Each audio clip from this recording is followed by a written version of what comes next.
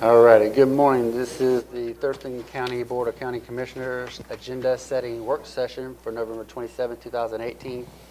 I have the master agenda and then I have a couple of sub-agendas as we'll go through.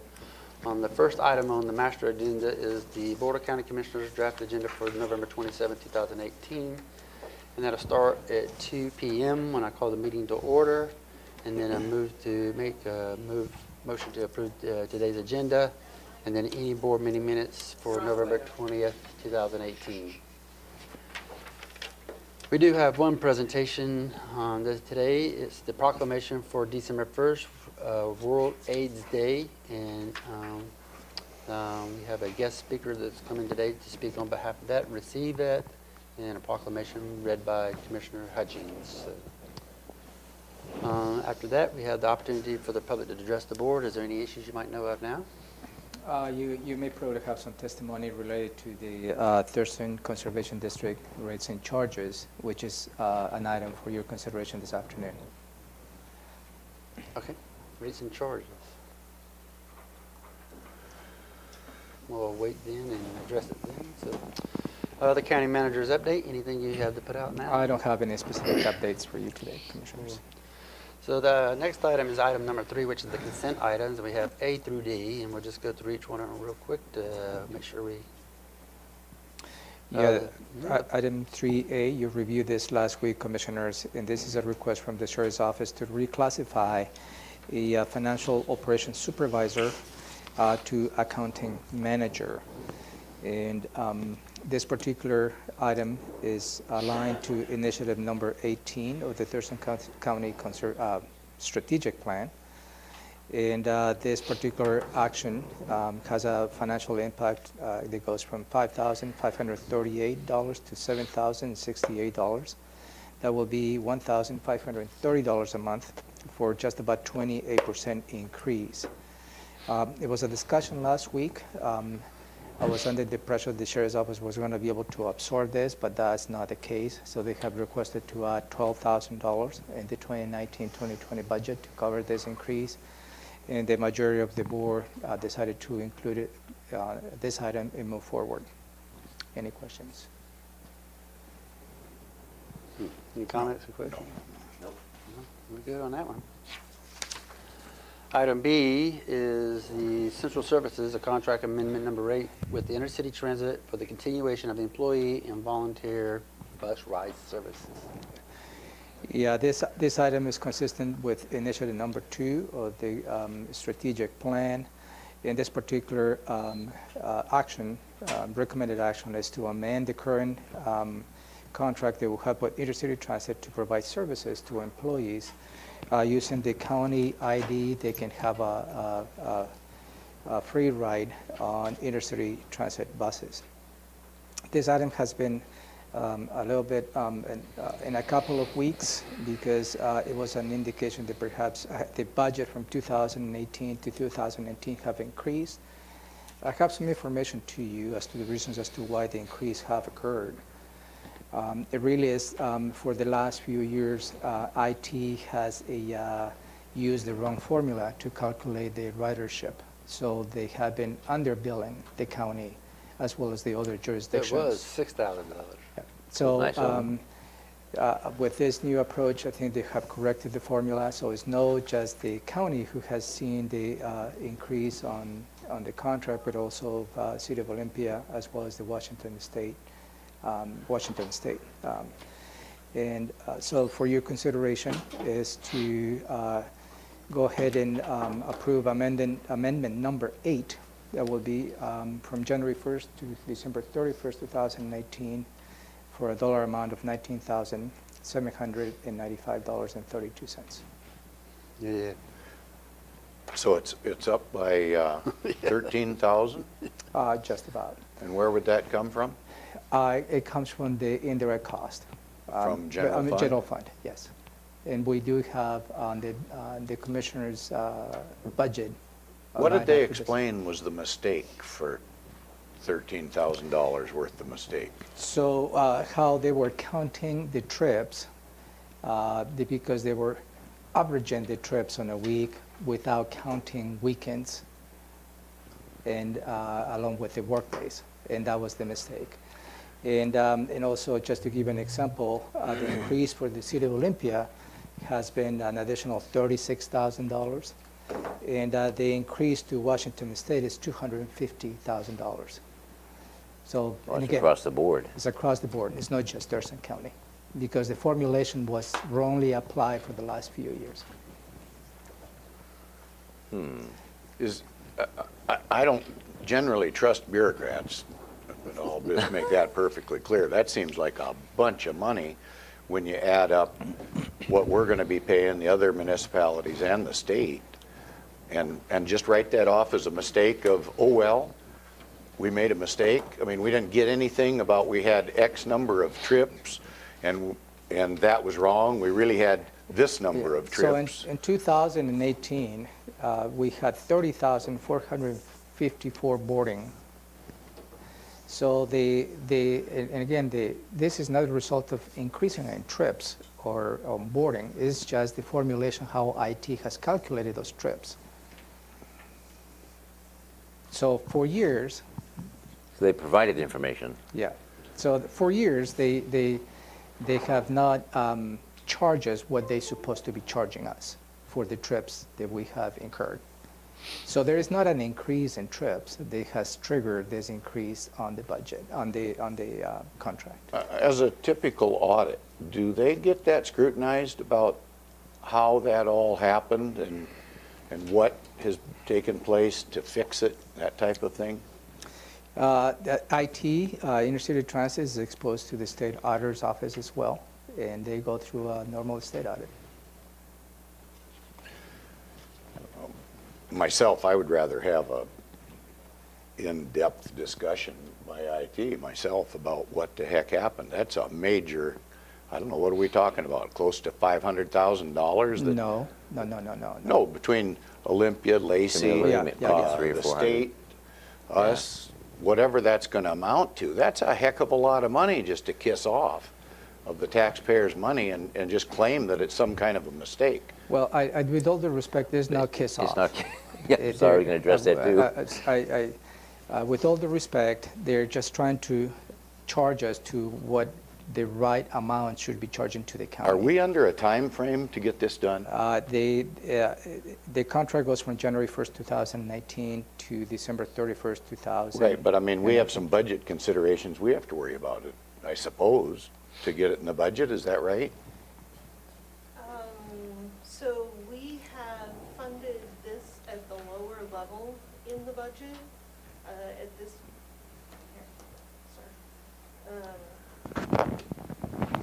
at this point in time, I would say that we could absorb the increase in non-departmental, but in future years, we'll need a budget increase. So I do believe that we are under a time constraint, though, just to keep our Star Pass active for those Yeah. employees that use it regularly. Does this end up? No, I guess I won't even go there. Okay, So the I option, have a question for you in a second. okay, go ahead.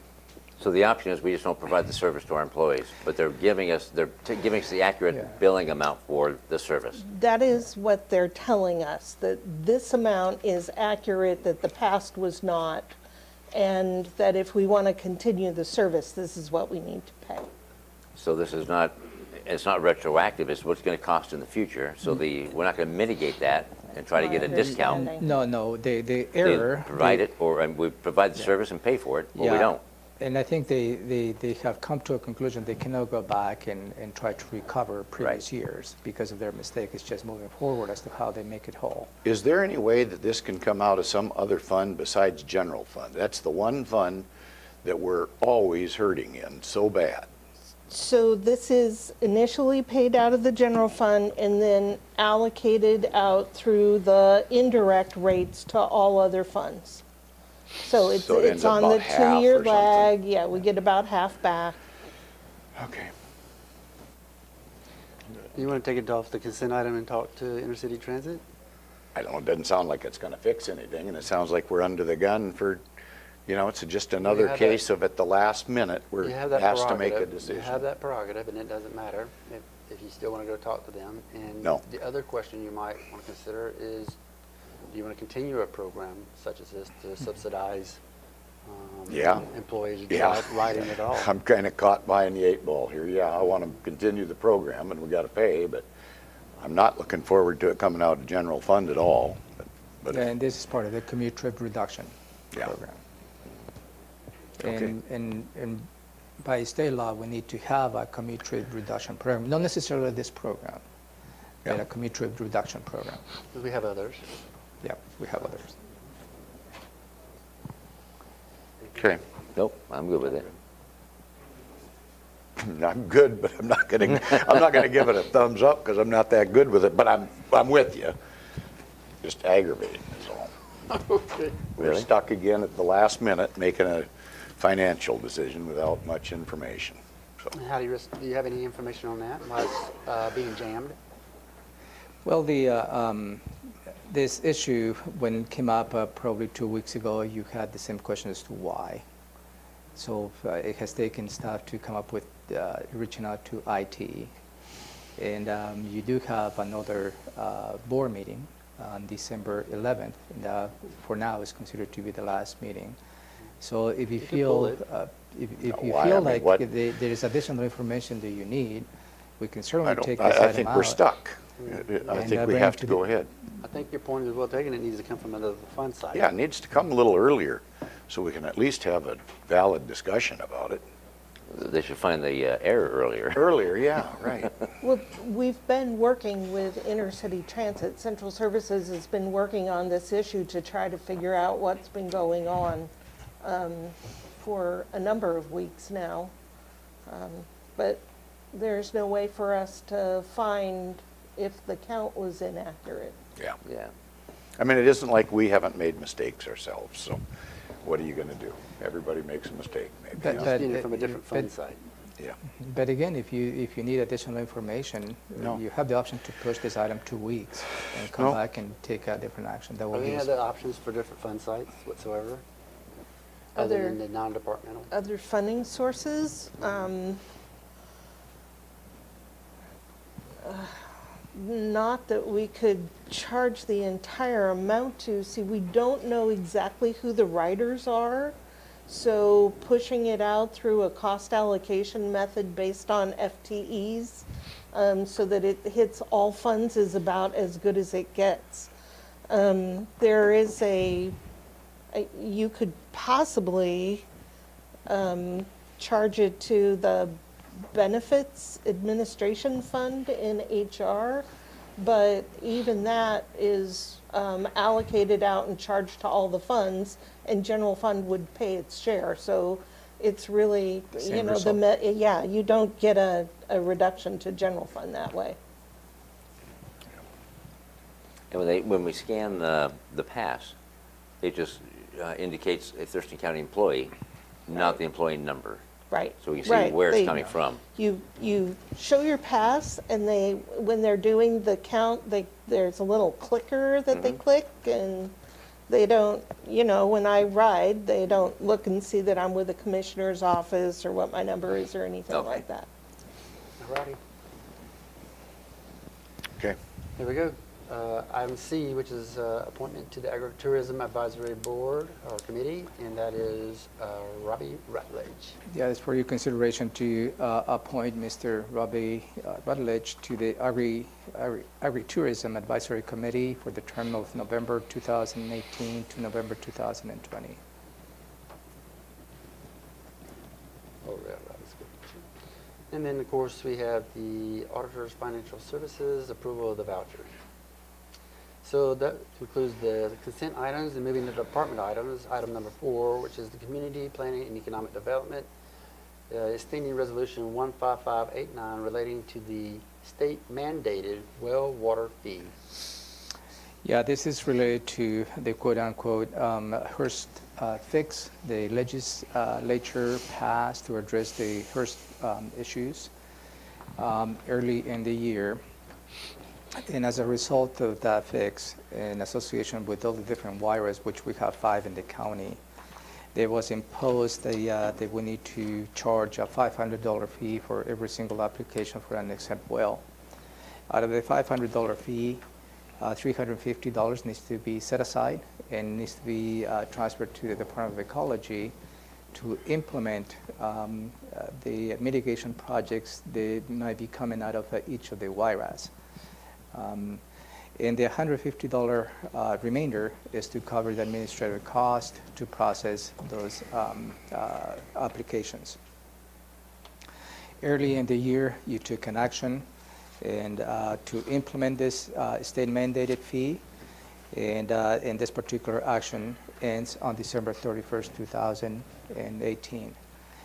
This particular action is to continue with the state mandated fee until the commissioner and the board has taken further action. All right, any questions or comments? Nope, that's fine. The only thing I would put in there is sometime around February or March, you need to come back and revisit this, I guess, to see if we're on track with the fee cost. I don't know, That is sufficient.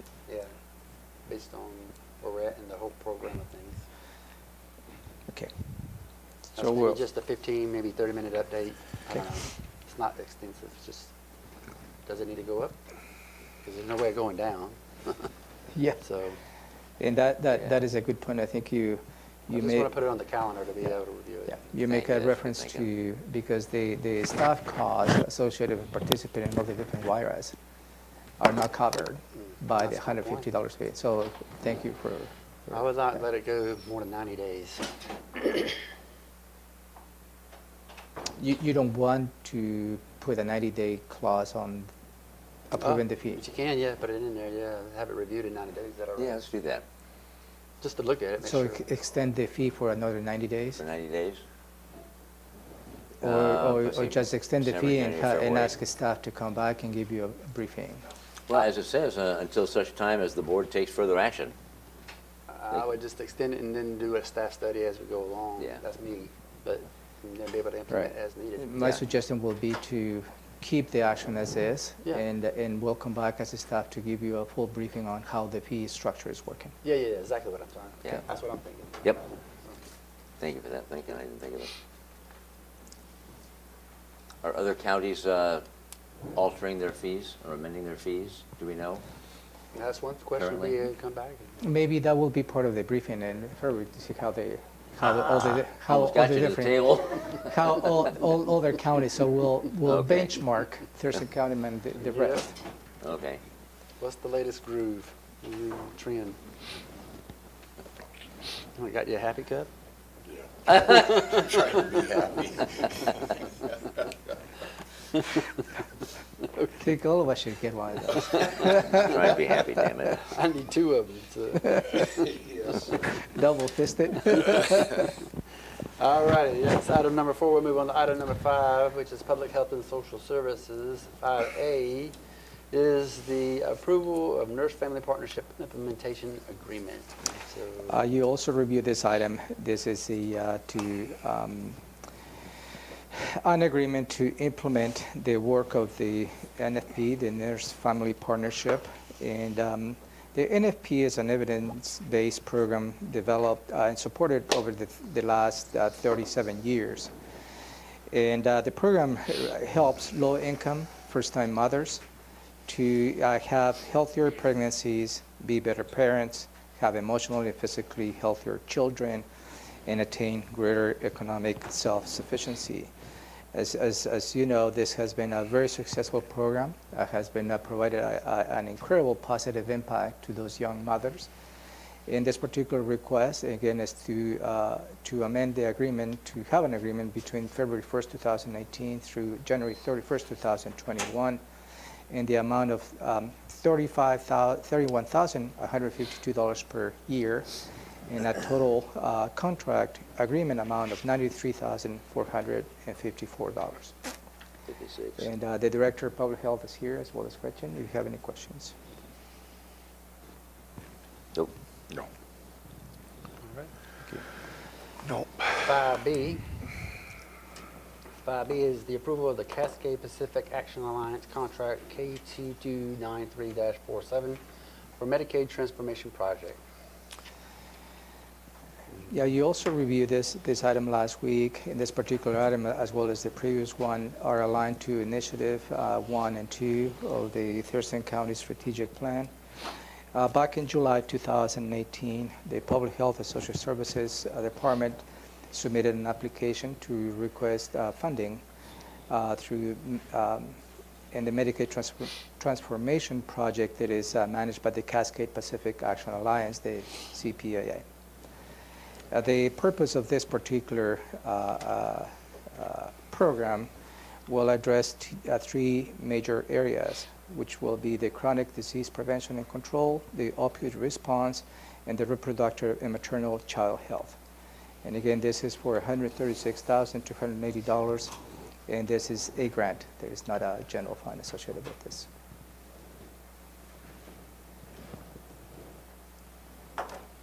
Okay, we got 3 thumbs up.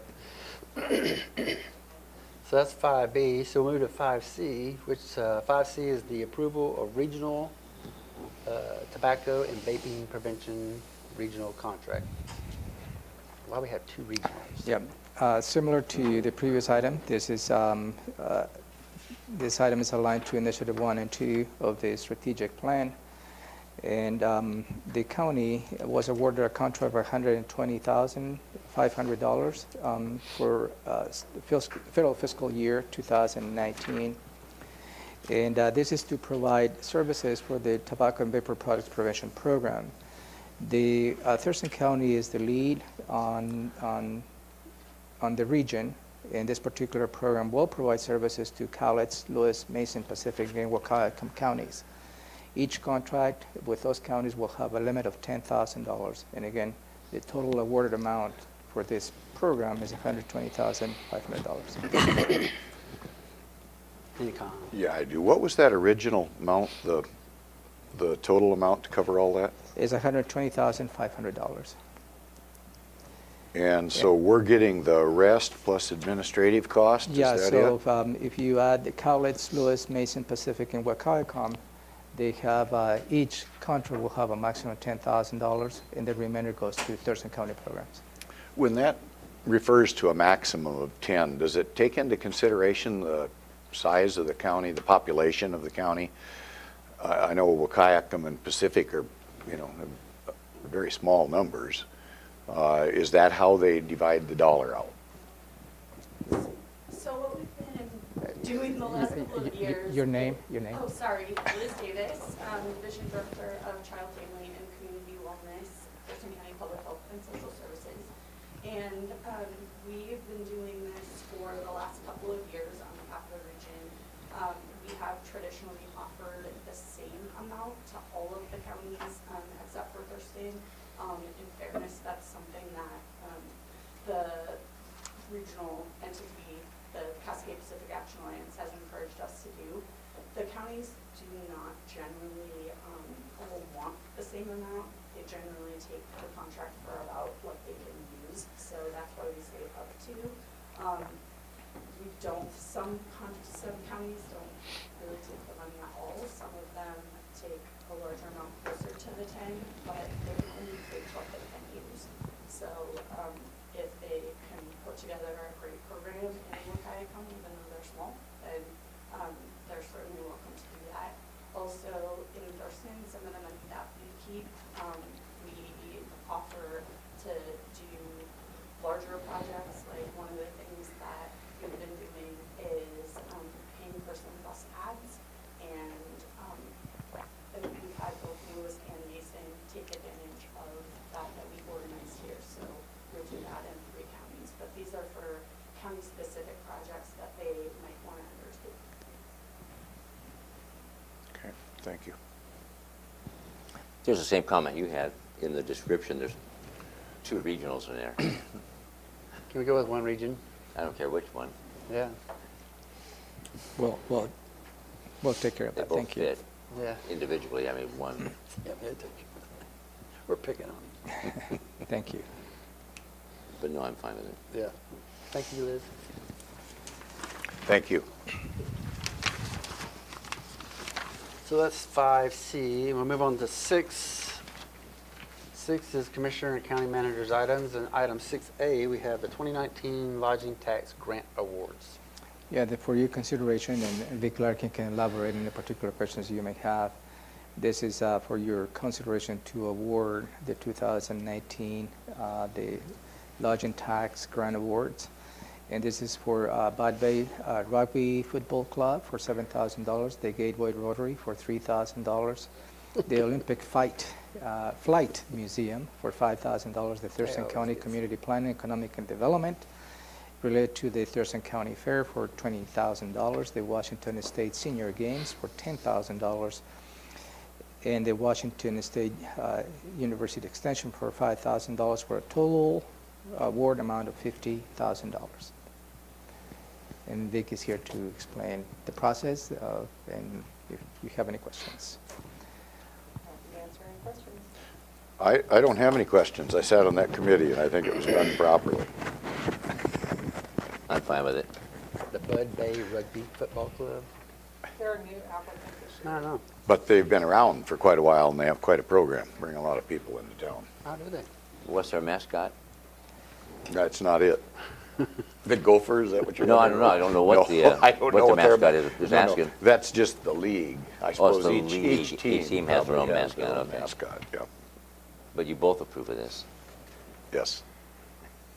I didn't mention the mascots in the application. I mentioned their connection back in tourism-related activities in the county. Beautiful. But I don't see Quidditch in here. No. Yet. Checked out their website. Not real yet. quick. And what was the 5,000 for the Washington State University Extension? So they are planning to partner with the Tumwater Artesian, can't remember the full name, festival. And it will be a beer tasting, and all the beers that they will be submitting for tasting will be Local beers with local grains. locally brewed from local grains.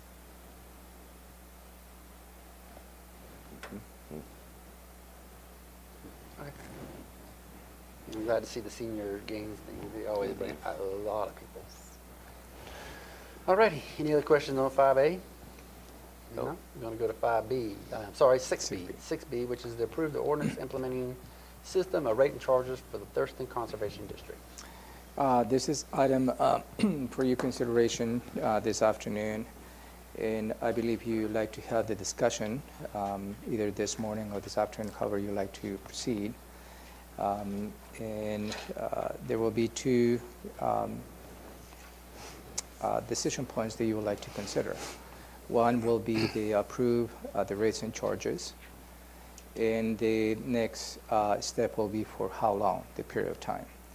This current motion includes the recommendation provided by the Thurston Conservation District Board of Supervisors, the same rates, as well as the time period, which is 5 years from 2019 to 2023. Since last week, we've received 2 additional comments related to this matter. 3 additional comments, I'm sorry. 2, urging you to not pass the 2019 rates and charges, and the 3rd was to encourage you to pass the rates and charges. And that will put all the comments that you have received to just about 220, and of which maybe 6 are against, and the remainder are in favor. You have a comment? Mm-hmm. Go for it. I continue to believe there's a lot of misinformation out there, and that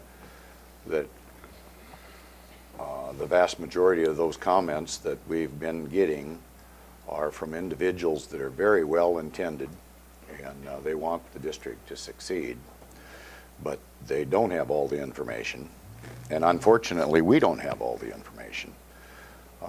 Just a recent example is I'm told the staff over at the Conservation District has avoided the auditor last week and this week trying to delay maybe the inevitable. I don't know the answer to that. The chair of the Board of Supervisors for the Conservation District is in the audience, if anybody wants to know more about that. They were told not to go on a trip. They had no authority to go on a trip. Everybody took off and went on that particular trip.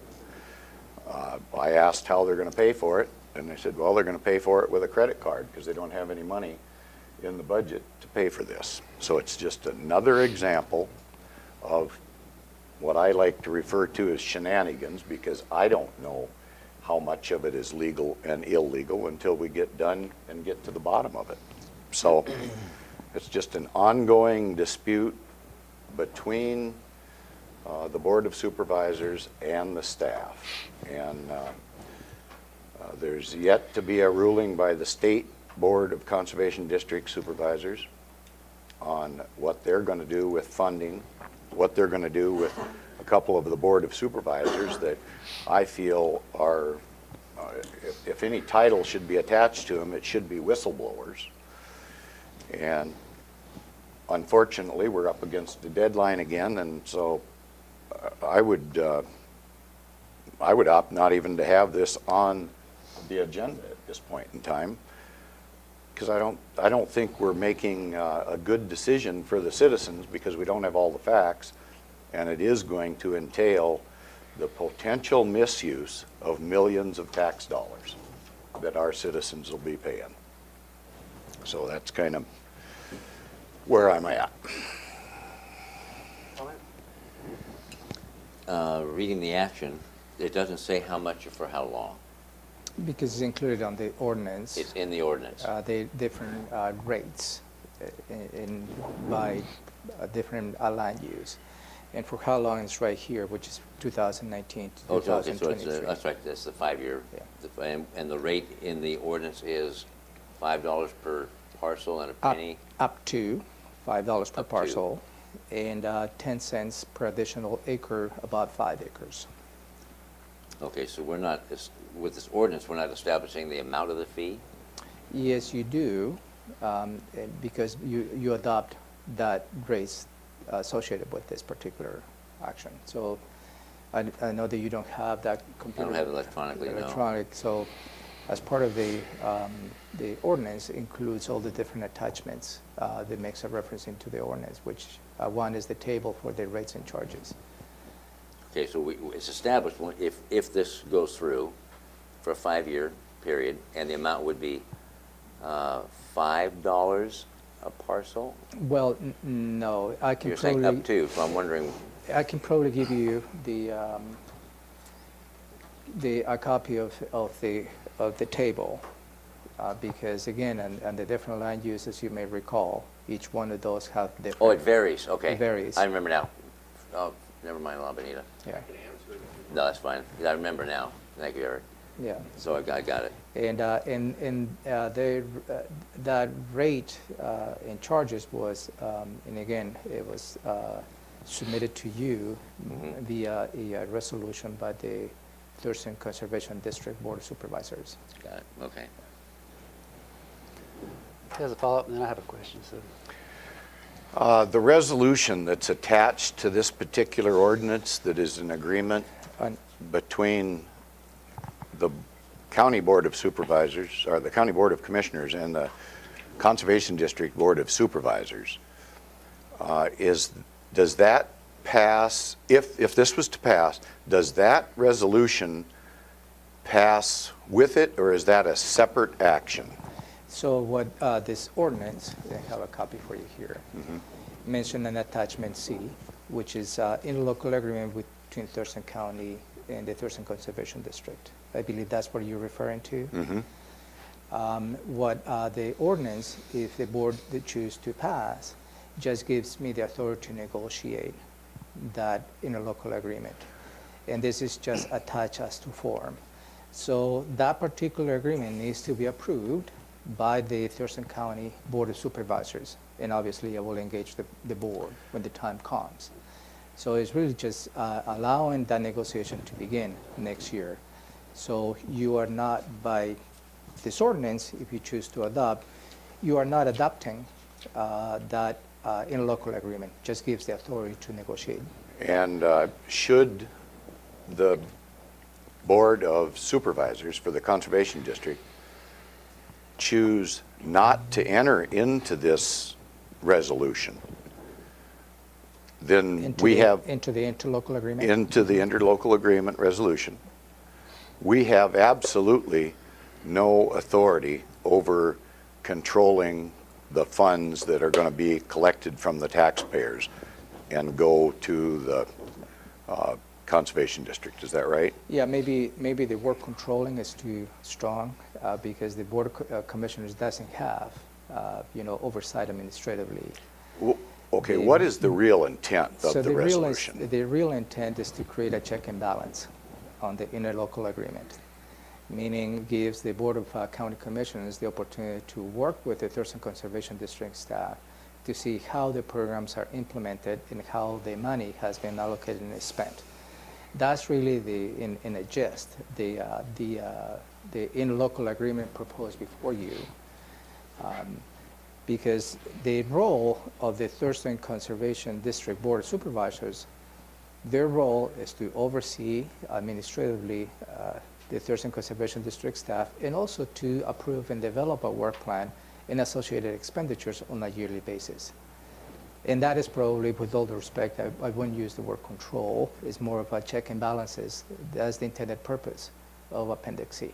Maybe guidance even would be Perhaps. a better term? Yeah, perhaps, yeah. With no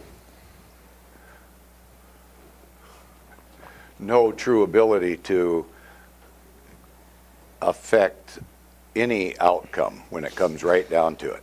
So I think you're referring to the conversation that you had in previous occasions is if this is just an interlocal agreement that's not binding because there is not a consequence if nobody wants to, if somebody fails to play by the rules in the way outlined on this interlocal agreement. And that is correct. There is really not a way to bind that or a consequence. However, the Board of County Commissioners, when and if you consider this again, that will be some information that you may consider, whether you like to continue with the rates and charges or not. And that is really the purpose of this, to provide you enough information that you're in the position to have all that information when and if you get to the point of considering this again. So it's guidance, but not compulsory.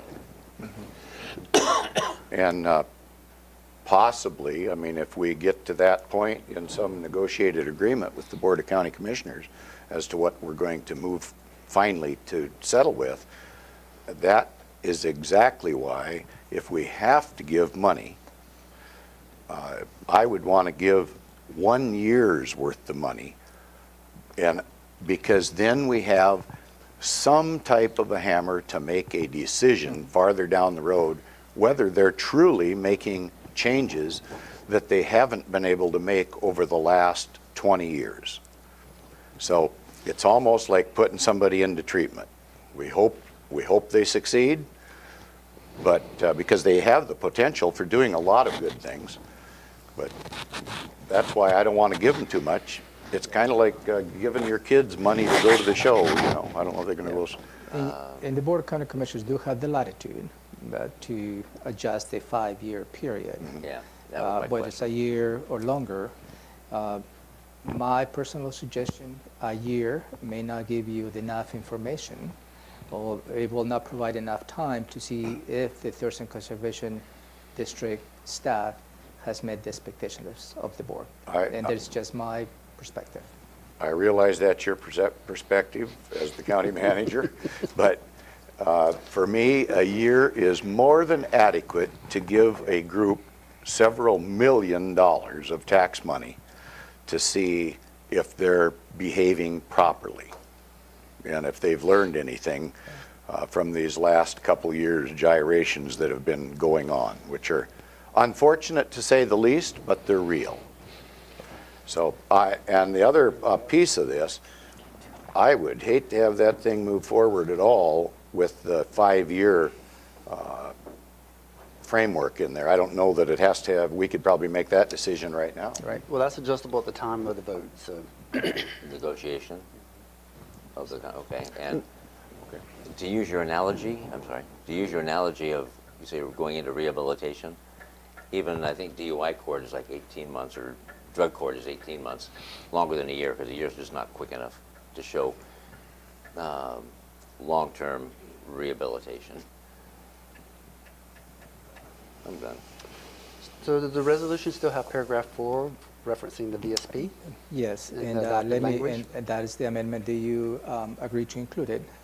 Let me read that again for you. No, you don't need to. I just want to make sure it's still in Yes, there. it is.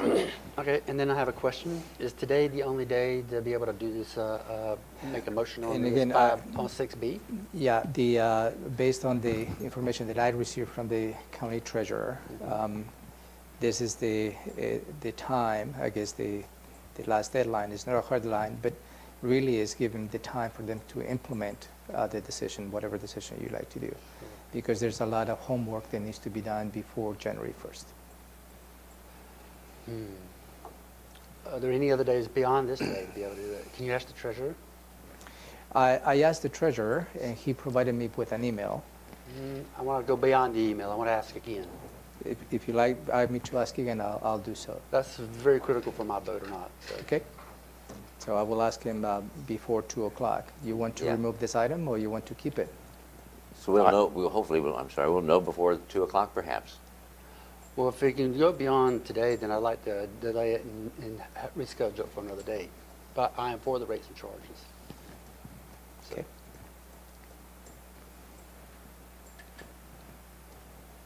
And I'm against it because of what I've stated. So I guess now we have to decide the time frame. Well, I I'm in favor of would it, and like- I'd get it done today. I'd like to see this be removed from the agenda today, so we don't even take it up, but, do you want to take it off today? yep. No? 2 votes to take it off today.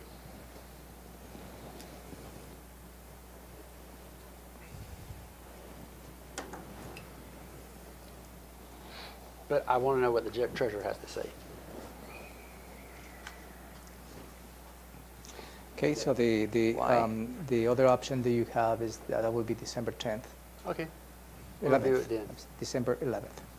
But if he checks with the auditor, because you want to know what the auditor says, Okay, if the, or, I'm sorry, the treasurer, but the treasurer says today's a drop dead deadline, it's still gone. No, we'll bring it back on the 10th. Or the 11th. But if he says today's the last day, he needs to know. That's what I'm waiting to hear from. All right then. I will follow up with the treasurer. Okay. All righty. Any other questions on 6B, C, D, or E?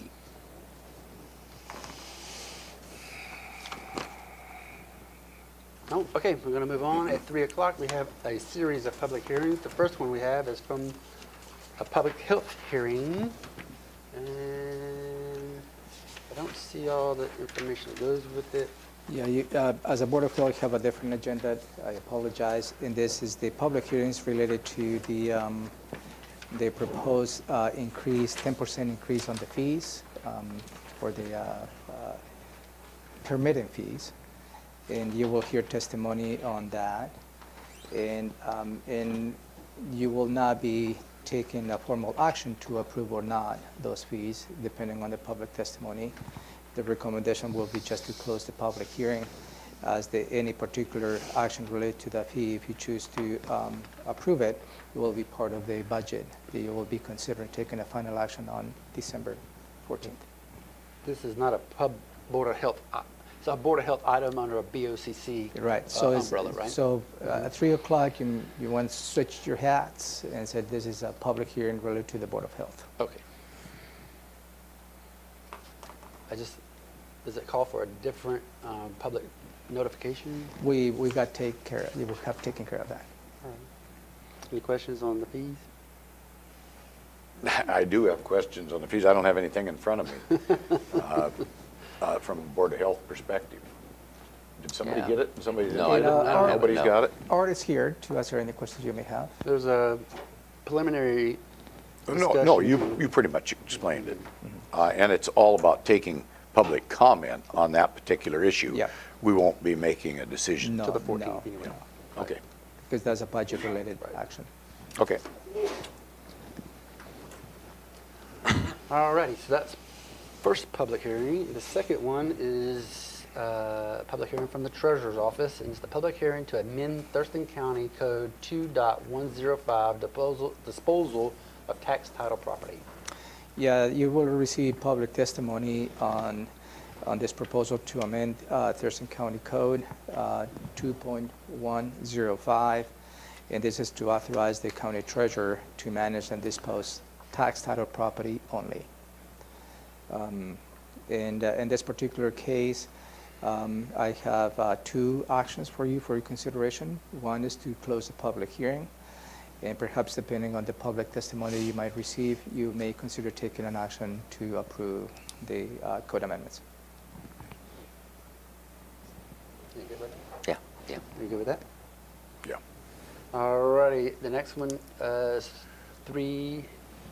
the public hearing B from the Sheriff's Office. It's the public hearing for wheeled all-terrain vehicles, otherwise known as WATVs, on county roads. Yeah, this proposal, you will hear public testimony and a proposal to amend another portions of the county code. In this case will be chapter 12.04 and 12.61, what we call the traffic code. And this to allow all-terrain vehicles on county roads where posted speeds are 35 miles an hour or less.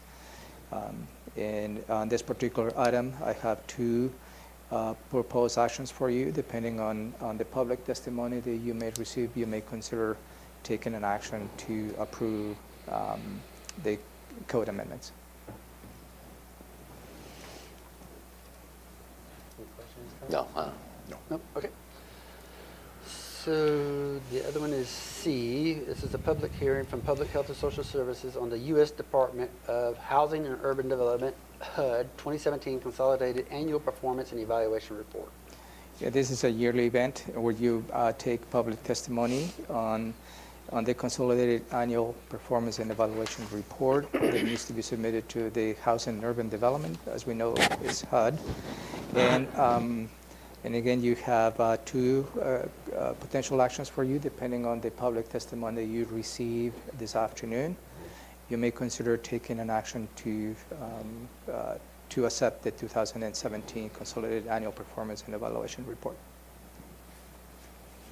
Any questions? No. All righty, it looks like we got the 4 public hearings out of the way. Are there more? I thought there was about 10 of them. yeah. At some point, you had 2 additional hearings related to the budget. One has been moved to Thursday, 9 in the morning, and that is related to the revenues associated to the 2019-2020 budget. And also on Thursday in the afternoon, you have a meeting in which you're considering approving that particular part of the budget, depending on the public testimony you may receive on Thursday morning. The other public hearing that you may recall was moved to December 4th, and that was associated with the 4th quarter budget amendment for 2018, I guess it's the 6th budget amendment for the 2017-2018 biennial budget. And again, that was part of, is going to be part of the December 4th public hearings. All right, any comments, questions about today, November 27th, 2018's agenda? All right. So now I'm back on the master agenda for all those who are on TV and in the viewing audience. We do not have any proclamations of awards, nothing, it's a briefing, public hearing, decision pending, no legislative update. We may or may not have a PIO check-in. We'll circle back to that. I'm down to commissioner items, and the first one we have is redistricting, but I think we will jump to item number 2, which is the budget and the county clerk for open discussion. Is that something to do? That is correct. Sure. Hello, Linda. Come on up.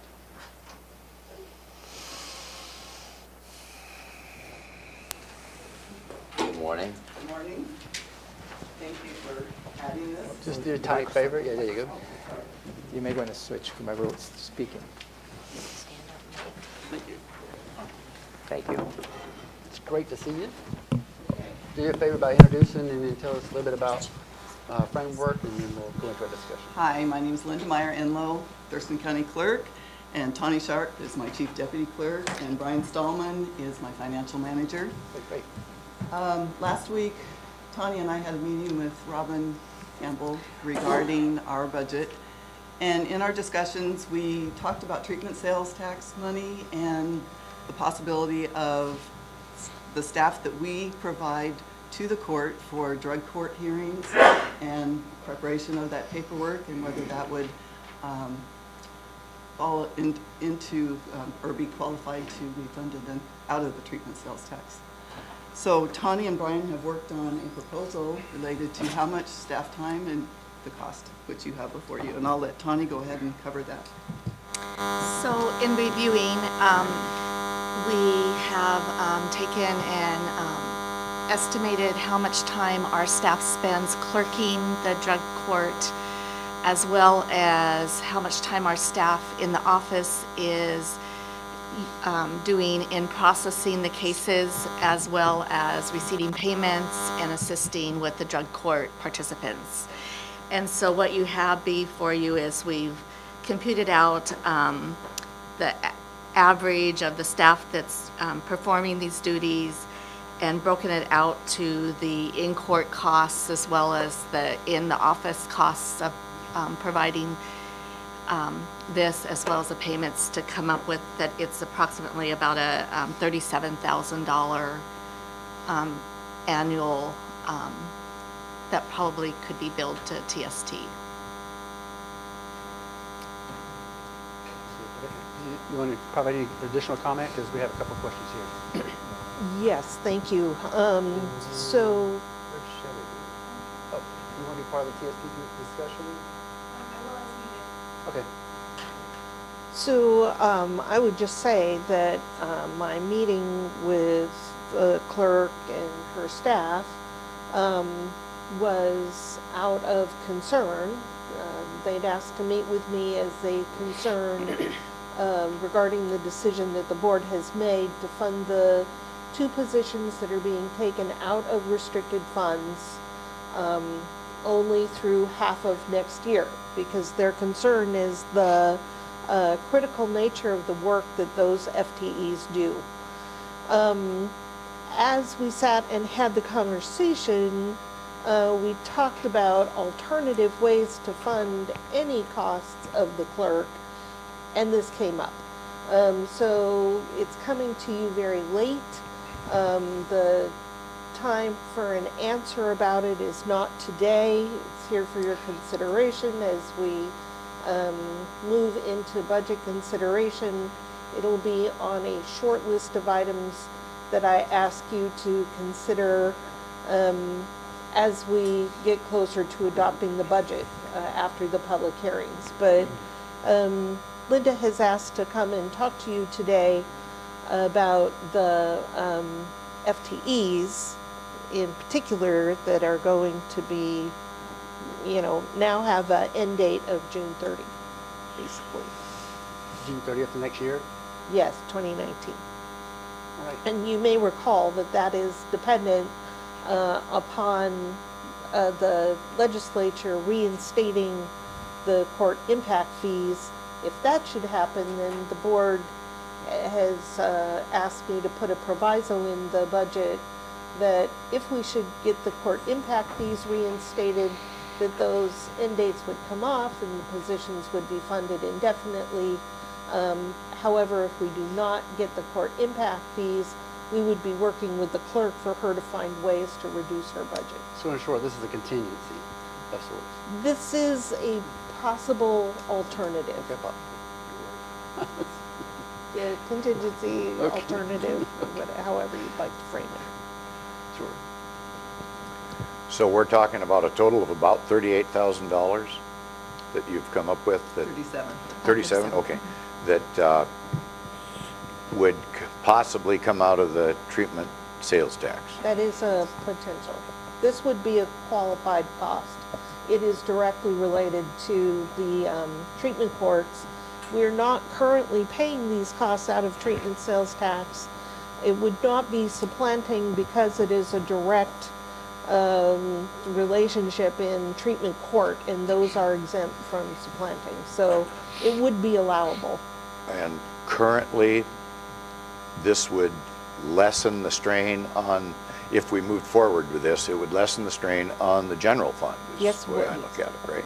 So why would we not do it? I guess that's my question. Why would we not move forward doing this? Well, you may want to consider when you take a look at this, you'll want to consider where we're at with the treatment sales tax Yeah, fund. the ending fund How much balance have is we massive. spent that Ending down, fund and balance. is there capacity for it there? So, And the duration.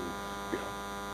What is the Right. fund balance? And what's the projected fund balance? I don't have that with me today. I was not prepared to talk about this today, but I would Oh. have it for you when, But as you We, may, come forward. recall, when you look at the TST funding, some of the objectives of the commission was to draw down the ended fund balance, which Right. currently was about 5 million.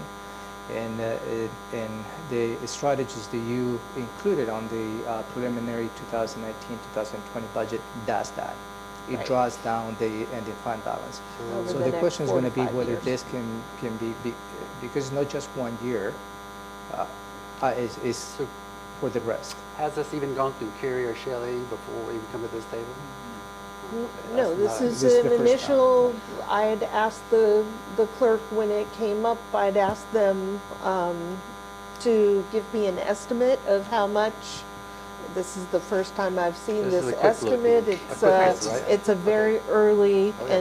and again, I had thought the Okay, so we still discussion got this morning questions on was the impact and concern duration. about the Got it. staff. Is that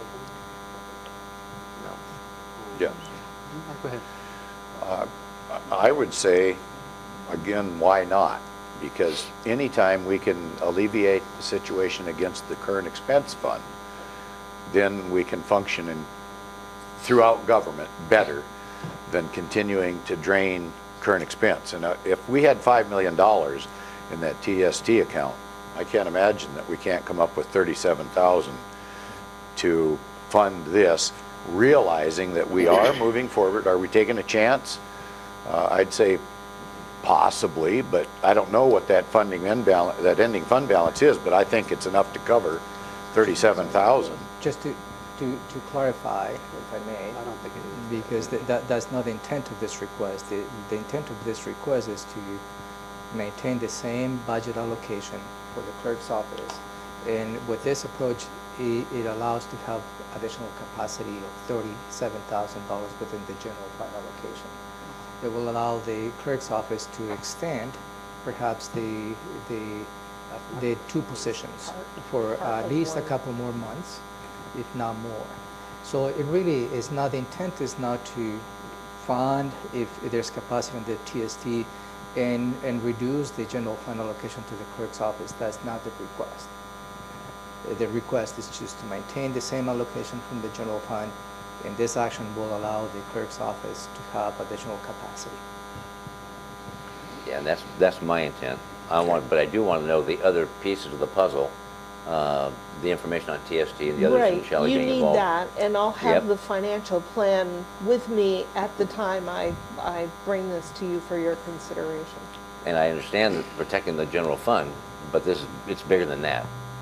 Right, In my head, it's bigger than that. it is. If these positions go away, is that detrimental to the overall function of drug court and then the whole process of potential success with people going through that whole system? Who's going to do it if the clerk doesn't do it? Did you think The the answer clerk was going has to be to I have no? no it. choice. I don't know. I I'd have like to find The out. clerk must. It's kind of a- It wouldn't be drug court employees that we lose. Would be facilitator. I know, and- but who's going to take care of the business that these people are taking care of now for the drug court? I thought that's what was going on here. This was a way to look at finding money to cover these. These positions have been doing this work ever since drug court started in the early 90s. For whatever reason, we have not charged this to treatment sales tax, even though it's been an eligible expense from the start. But perhaps you could talk a little bit about the staff that will be potentially laid off should we not receive the impact fee money. The staff that potentially could be laid off would be the staff that covers all of the state civil cases, correct? Well, it'll be. I mean, if that money is not there to, If we have to cut 2 positions, one, it will be out of our facilitator fund and our LFO fund if those positions are not funded. right, but if we don't get the impact money, that's a bigger hit to Right. us. But you're Mid-year, quick. if we do not get that state impact money, we will have to lay off more employees. More than what the 2 are? Well, if they take away. If they Take don't, away if you more. don't They're not fund. saying. Okay, I'm confusing So myself. the 2 positions are funded through June 30th. It, dependent on the state impact money. If we do not get the state impact money, then we are facing cutting to FTEs. Any more than 2? Well, right now, that's all I've heard about is that 2 are, Just only have 2. an end Only date 2. of June 30th. This is all clarity. Those 2 positions would have to come out of our facilitator fund and our LFO fund, which are our only 2 non-mandated functions.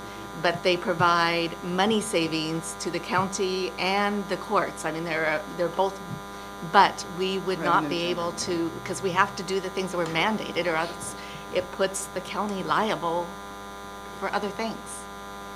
So if you get the money, the impact fees are good Yes, from the state. yes. You won't Which know we that are- until June 30th. Which we are working very hard at securing that money, and we would hope that the board would help us in, the state has asked the commissioners to be more a part of that process.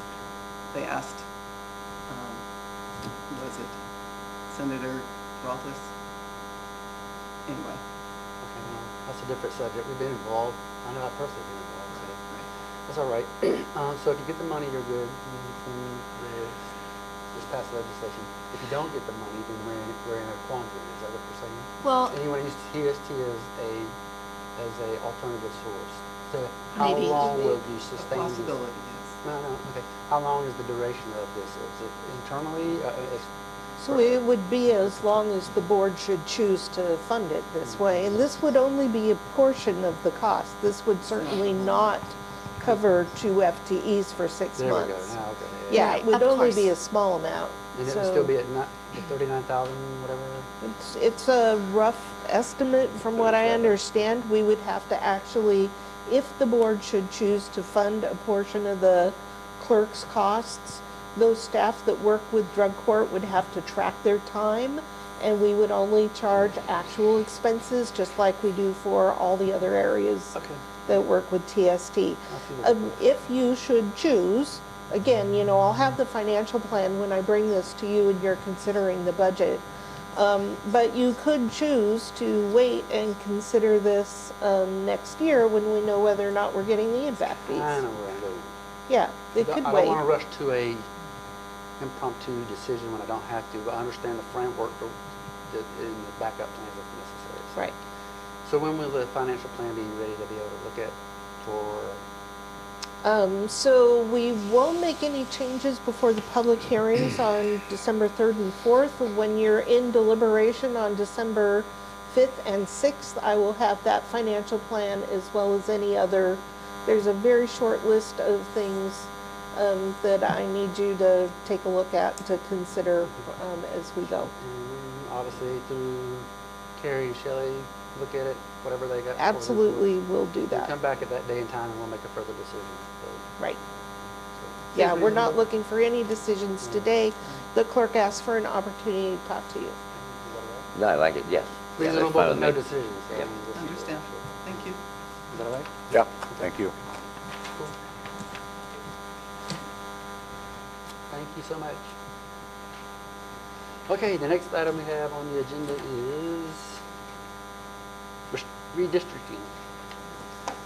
And I asked for this one. Yep. And we have the county auditor, Mary Paul. Hello, Mary. Hello. Is it just you by yourself? Yeah. So first I wanted some bragging rights. We started passports, so we're gonna pass that around. These we're going to be inserting in every renewal for licensing to promote our passport services. And we ordered some posters as well, which we would love to have different departments. Are these on? Yes, they are. Okay. Different departments, put them up in their rooms. Just take a second, introduce yourself, and then we'll get going with the conversation. Okay, sure. Sorry. I'm Mary Hall, Thurston County Auditor. Yeah. And I just came for bragging rights for our passport services, which are doing very well, and staff is embracing it, and so I'm super excited about it. And Good, I can go to Poland now. Are we anywhere close to the anticipated numbers? we are on a steady incline, and I just learned today that actually November, December, January, and February are the slowest months. So it's a great time to start and for staff to cut their teeth on it, but they're really picking it up, and they're all rotating through, so we will have our entire staff cross-trained, so. That's great. Yeah, and, you know, Pierce County was a huge help. They sent one of their passport people down for like 3 days, and not all in a row, but intermittently, so allowed them to kind of ask the questions after having some hands-on experience, so it's been a good experience, so I'm excited about it. So now you got a good motto, travel the world with Thurston County. There you go. There you go. That's right, that's right. So Romero had asked me to come and talk a little bit about redistricting today, Do you so. have any handouts by chance? I'm just curious. You know, we could make copies of this if you'd like, but. Well, it's up to you. I just want to know if you did. We want to pass them out before we get this, before the discussion starts. So. We could. Okay. So, those were also my speaking notes. I'll just give a general overview, because we've had this Sure, discussion about a year and a sure. half ago, right? And it's coming up in around 2022, Right. something like that. So, as you know, every 10 years they do the census, so that will happen next year. And then what we as a county need to do is take all of that census data and make sure that, number one, it aligns with our county. So that's something that GeoData, I'm sure, normally does. It's what, in my prior county, they did that prior to us, you know, and all the departments getting that data. Then we use that data to, actually you would use this data to redraw the commissioner district lines. And all jurisdictions who have internal districts are required to redraw in 2021. So that would be the legislative districts, the congressional districts, county commissioner districts. And what's unique in Thurston County is the county commissioner districts also become the port districts and PUD districts. So there are other stakeholders involved as well.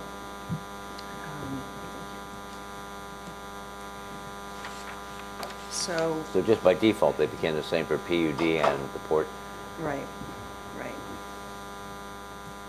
So, and our role in, the auditor's role in the redistricting process is really as support, and then we draw all the precincts, and those become our new voting precincts.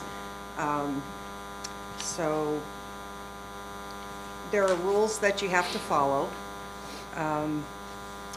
We can't have precincts that cross legislative districts, congressional districts, county commissioner districts, city districts. So we draw our precincts after all of the other districts are drawn. So commissioner districts will actually be drawn at the same time as the state legislative districts and the congressional districts. But it's always advantageous to look at their plans during this process too, and they're also required to follow geographic boundaries. So in statute, there are rules that even the board will have to follow when they're redrawing their districts, is they want to keep communities together. So, for example, you don't split cities and things like that. I want to split Dakota, do we? No. And they need to be contiguous. Yeah. So, and I'm hoping, you know, you never know what the legislature is going to do, but I'm hoping that they don't have major changes. Because what we want to try to avoid is little slivers where a county boundary is 2 blocks up from a legislative district. Because when that happens, we have to create a separate precinct for that area. So if you've ever looked at our precinct numbers, we do have a couple that actually have 0 voters in them.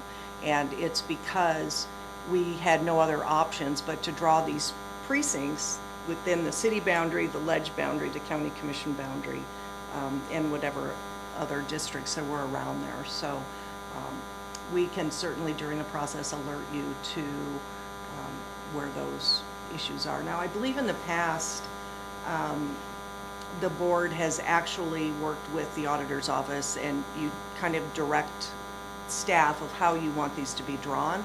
And we actually do the work. It's something that, you know, my staff is familiar with. And I know they've tried to draw them north-south, you know, vertical, horizontal. Bullseye. Yeah, can't do the bull. Well, you could, I guess, if you did this and one in the middle. I don't know if you could keep I've just cities heard all together. kind of versions of it for fun and games. Sure, sure.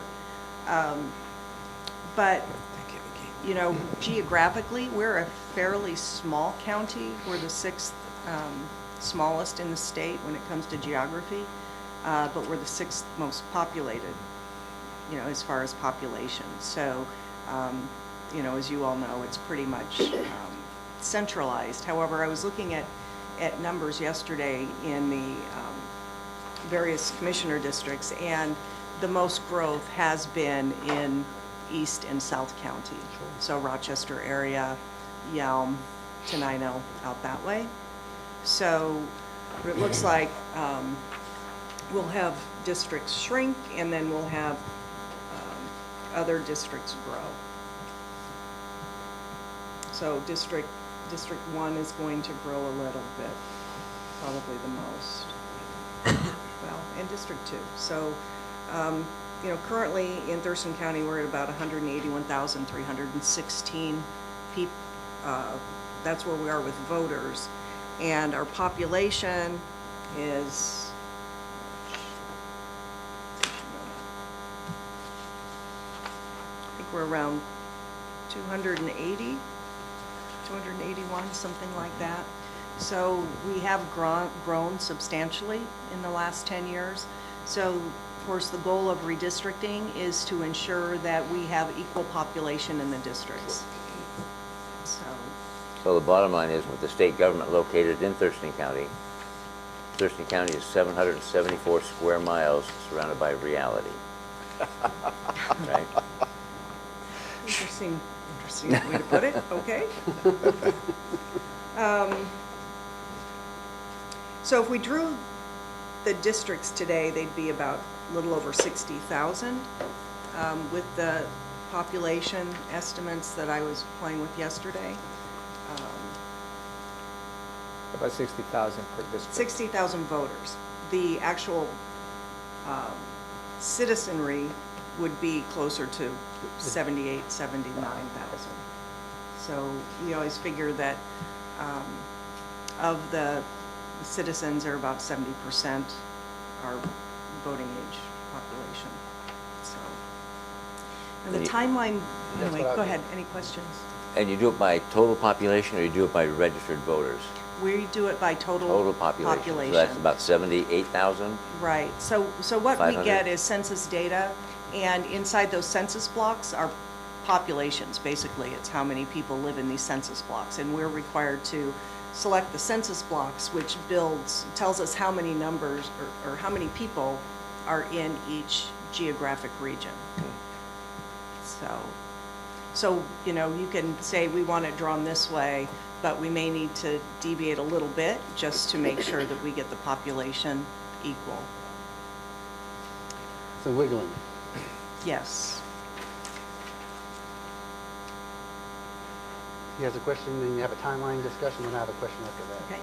What happens once we reach 300,000? It's my understanding that there's the possibility of a 5-person board that could be put in place. I guess I don't know if it's a vote of the people or a vote of the board as they make that change, or if it was a charter, which has been tried before. But what takes place then, and especially if that's midstream? So say by 2020, we're just under 300,000.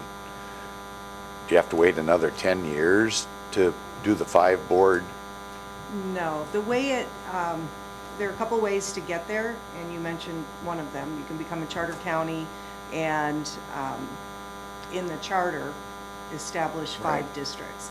Once we hit a population of 300,000, we can go out to a vote of the people and propose 5 commissioner districts. And we don't have to be a charter county once we hit that 300,000 threshold. Now, there has been legislation in the last few years to actually lower that threshold, but that didn't pass. So that 300,000 is the current threshold. But that does not have to be done in a redistricting year. That can happen anytime. And then those districts would have to be created, right? Right. Then With we all would- the stipulations that you just mentioned, I suppose. Exactly. So, you know, once the vote happened, and if it was approved, we would probably need a minimum of a year to get the new districts in place, and ideally 2 years, because keep in mind, we're still conducting elections for the cities and towns and everything else. While transitioning. And, pardon me? While transition. Exactly. So what we'll be doing is drawing those new districts, and then we have very few small windows actually where we can do that crossover. And it's, you know, in the spring or December. And because they've moved filing week up, you know, in the past, filing week was the last week in July. So we had until the first week of June to finalize our precincts. Now we've got filing week 2 weeks before Memorial Day. So our deadline is the end of April to have those precincts approved. Wow. So if you back that up to get on your calendar, which we should probably calendar now for 2022, you know, it's very tight for staff because we don't even get those districts from the legislature until January of that year. So one of the things we've never done in Thurston County that I would love to do is actually redraw our precincts from scratch, wipe the slate clean. Whether or not we'd have time to do that, I don't know. We would have to have it automated, which we did in my last redistricting cycle. We were able to automate the process, and with the new statewide voter registration database, which is strictly point-based and not range-based, we may be able to do that with some, possibly with the system, but if not with the state voter registration system, with some external programming from geodata. Because it's really just a spatial extraction based on business rules. Yeah, how many, logistically, how many staff do you use to do this redistricting? 1, 5, 10, 2? You have staff doing different things. There'll be a team of 2 that will really be working to redraw all of the lines. But once that happens, you've got all the rest of the staff to proof the work, because we have to make sure that those voters are in the right districts, so they get a ballot with the right issues on them. So it's an incredibly laborious process. It's a very expensive process, and there's a lot of overtime. And that's just what we do in elections. It's like a general election. You work weekends when you have high turnout in big elections. I mean, the week of election, my staff had 35 hours of overtime that week, and that's just what we do. And do you have electeds from around the county that try to lobby or have input? Public pressure? hearings are required, yes, Okay. but they're really lobbying you. Oh, oh, that's true, yeah. Okay. Gary has one? When you create new districts or you evaluate the districts, the voter districts, is that strictly based on population, or is that based on registered voters in that district? It's strictly based on population. So it's not registered General voters at all. Okay. So And later- it's based on census geography and the numbers inside that census geography. Is this the proper time to ask you about the importance of answering the census, because we get money back from different? It's very important to answer the census, and since, you know, having accurate census numbers are critical. No, because it does, a lot of funding is based on that. And you know, I know there's some concerns that we may not get really accurate numbers with the way they're doing some of the questions, and I think they've reduced the budget for outreach and things like that. And I believe I hear they're talking about doing it only online, which I think we're going to lose some people as well. Oh, yeah. So Great. those are some real concerns, because we are growing, and it's important that the census data reflect that. So,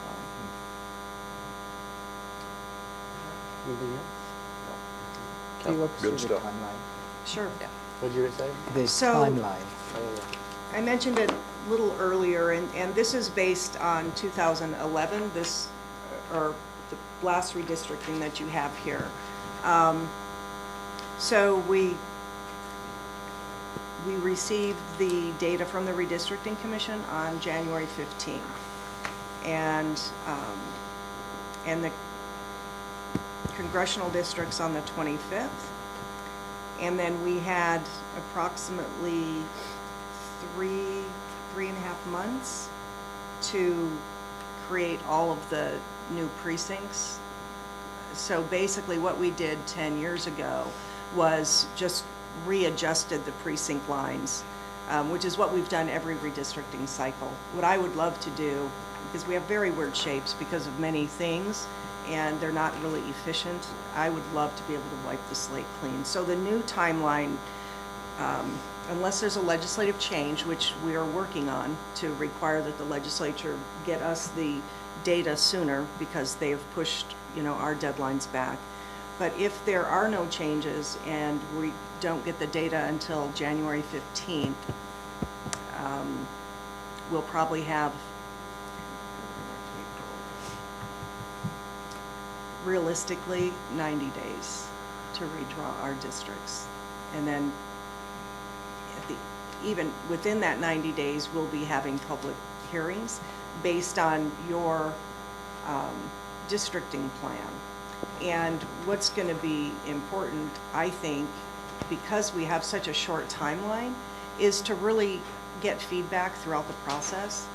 Because if you come back at the last minute and want major changes, that's going to be very expensive,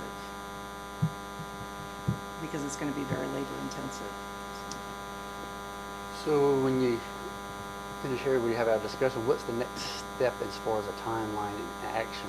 Is it in a year, 2 years, to kind of keep the conversation going in a big picture kind of mode, or just before 2021? Is what I'm Right. talking Well, I plan to start having conversations with GeoData in January, just to talk 2019? of 2019. Mhm. We have a lot of what-if scenarios right now, Sure. because we don't know what the statewide voter registration database is going to be capable of. So I will come up with a plan B with GeoData to talk about how we might automate the process a little better than in the past. And you know, TCOM has done a great job of getting the addresses correct and their address file. And you know, we're all about addresses when we have to geocode our voters to bring them back in and create the districts. So accurate data is important, and unfortunately our parcel layer in Thurston County has never been rubber sheeted. So if the state moves to internet census only, there would still be people pounding the pavement, ringing doorbells? I don't know that. I Don't don't know know. the answer That's to another that. what if. Yeah. Good grief. All right. All right. Anything else? Thank you so much. Thank you, Mary. Thank you, Mary. I appreciate it. Go passports. Yeah. Appreciate the short notice. Yeah. Thank you. All righty, we're going to take a break. It is 10:25, so come back at 10:35. We'll continue then.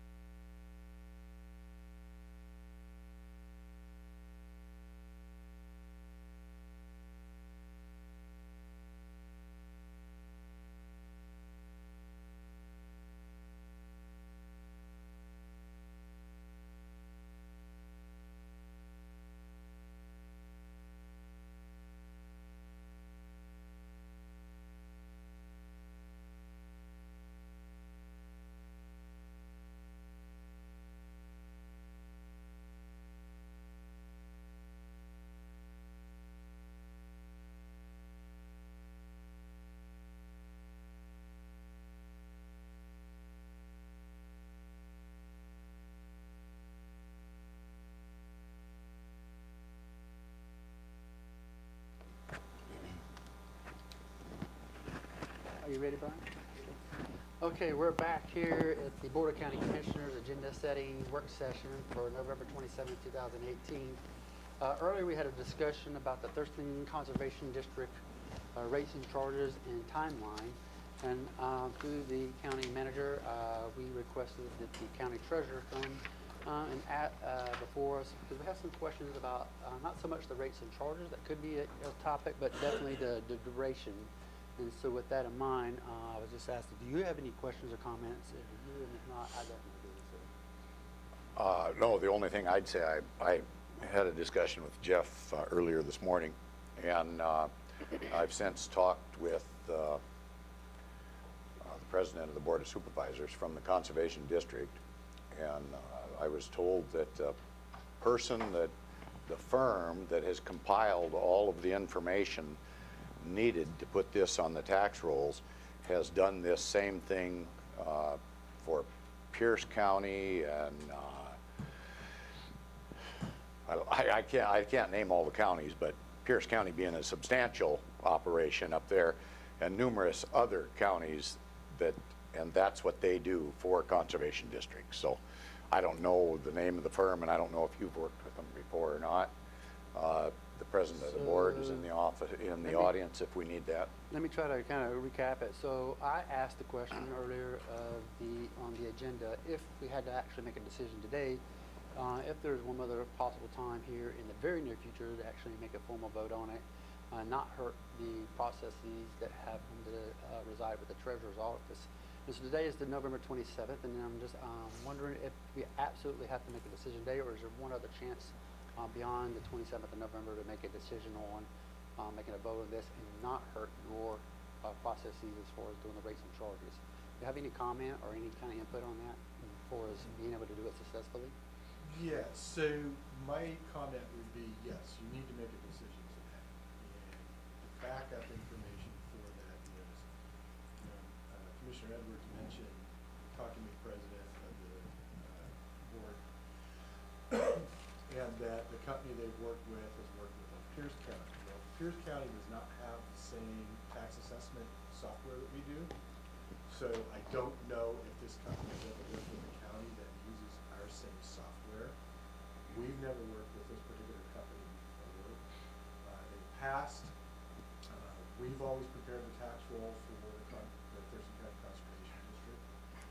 And so, both sides kind of know each other and know what each other needs to hear and see.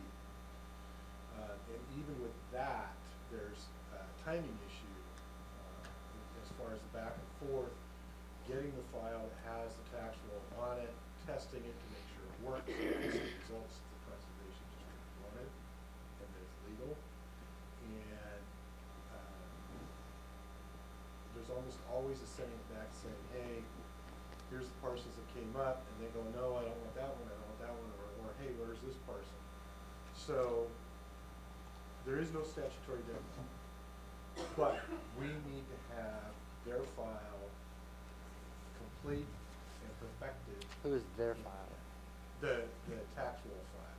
So wherever that comes from, whoever the Conservation District prepares it, if they want us to prepare it, we need to have that file complete and perfected By mid-December. mid-December. If you walk backwards on a timing scale, we have to have time to do a back and forth with them, to get the file, to check it, verify with them that that's what they wanted, and if not, have time to fix it. And that could be 2, 3, 4 back and forth. So while there is no statutory deadline, I would strongly urge you, and in fact, I'll say today is your deadline. What I would like to see you do as an alternative, if there is some uncertainty on your part, pass this today or vote on it today. If you approve it, you can always rescind that in the future, is that correct? No. No, okay, so what's this? No rescinding. Okay, so I learned something there. But yes, we really need to have a decision today so that both parties, Conservation District, as well as 3 parties, their processor and the treasurer's office. Gary has a question, then I have a question. Uh, It's my understanding that if this action wasn't taken today and we found out that things were somewhat fixed in the Conservation District and we took an action later based on those facts, there is an alternative, and that alternative is that the Conservation District itself would incur the cost of the mailing to all those taxpayers that are parcel holders, taxpayers, which would be the same people that you're going to mail to if we get it done in time, that they have that option to mail to those folks the new tax roll information at their expense. It's going to be considerably more money than the service my office provides. Oh, sure, certainly. And they're piggybacking on a mailing that is already happening. So we'd have to mail to, would we mail to the list of voters that vote in the Conservation District, or all of the members of the public that are registered voters in Thurston County, or would it just be to parcel owners in Thurston County? It would be property owners. Property owners. Yeah. Okay. Anybody that is liable to pay that assessment. Within the boundaries of the district. Within the Yep. boundaries of the district. Okay. Any idea of how many parcels there are in play as far as if we mailed out, is there 20,000 parcels, 30,000 parcels? I mean, not that we would mail out, but the district would incur that cost. I don't have that number on top of my head. 122,000 parcels. Okay, so the vast majority of those are going to be covered, I'm sure. Okay. I have sufficient information and have for quite some time, and I'm ready to make a decision. All right, so that's been said before. And you're back and forth with whoever hands the tax rolls is, say, we move forward with the approval or the vote for the rates and charges. Could the duration portion of this equation be is that absolutely essential in the same time when the rates and charges are voted on? I'm sorry, repeat that? So I'm breaking it out into two. There's rates and charges, and then there's the duration Okay. equation to this. Rates and charges is approximately $5, up to $5 per parcel. And then there's the number of years that this covers, 1 through whatever. It can go up to 20 theoretically, but usually 5 is the number. So if one were to, say, hypothetically, go with the first portion of that and do rates and charges, is it absolutely mandatory to have the duration here today before you can go forward with the rest of to be able to, so that gives you ample time to go through the back and forthness of the rates and charges portion to get the tax roll done. You would just be waiting for a duration date at some point in time for the coverage of time. So the only way the duration coverage affects my office is just so we know how long we're going to be doing that billing. Right. Because it doesn't matter if you go for 1 year, 5 years, or 20 years. Right. The number is the number. A new tax roll has to be generated every single year. Right. Because parcels come, parcels go. So the duration part, the only thing that I'm concerned about that is just knowing that this is going to be good for 5 years so that we know what to expect. Or 0. Right. Okay. So see if I understand your suggestion. My mind. Is what you're suggesting is the option to split the decision. If I may, maybe you could take an action today on the rates and charges and delay the duration later. That might be probably a question to Elizabeth, whether you can split that decision. Okay. Go ahead. I'm curious if we're going to try to get a resolution with the Conservation District should we pass rates and charges. Could we put a caveat on the ordinance that says that this ordinance shall be null and void that we pass without a resolution being bought off on by the Board of Supervisors, or does that also need to go to council? I don't understand your question, Okay, Commissioner. we're going to ask the Thurston County, the Thurston Conservation District, Okay. to sign off on a resolution. So is this, I don't know if this pertains to Jeff. I just want to make sure we take care of Jeff before we go to a different detail, because you're going to a different No, detail. I don't think that would matter on Jeff's deal. I You think want to stick his- around and listen to it, or you don't have? No, actually, I've got Okay. another meeting in That's why I did so that. I want to remind you that we send every taxing district a deadline of November 16th for Right. getting their file to us. We're 11 days past that now, so time is very critical. Okay, All right. that was the original date, okay. Thank you. Thank you. Very Thank you, important. See you this afternoon. To see if I understand your questions. Are you stating that in this ordinance, you want to put a clause that is null and void? On the resolution, that, This is on the ordinance, On okay? the ordinance. We're going to pass an ordinance, and we're also going to pass a resolution, is that right? No. Oh, we're not going to pass a No. resolution? It's only an ordinance. You're just going to read it. It's part of the ordinance, right? No, what, I think, are you talking about the interlocal agreement? I'm talking about the agreement we would have with the Yeah, Conservation that's an District. interlocal agreement, that's not a resolution. Okay, it's going to be an interlocal agreement, Yeah. and not a that's- resolution. And that's what Okay. it states in the ordinance. that Okay. You give the authority for me to negotiate that interlocal agreement with the Thurston Conservation District. And that's the one we're going to ask the Board of Supervisors to possibly sign. They need to be part of that. Yes, they need to be part of They it. need to approve the terms and conditions of the interlocal agreement. But Yes. you say they need to. My concern is if they choose not to, we have no authority over anything that they might do. So could we put in the ordinance, could we have a clause in there, this can move forward, the rates and charges can move forward with a proviso that they sign off on this particular interlocal agreement? I don't Is that believe- legal? I don't believe so, I don't think because it by is. the sheer nature of having that action, you're rescinding.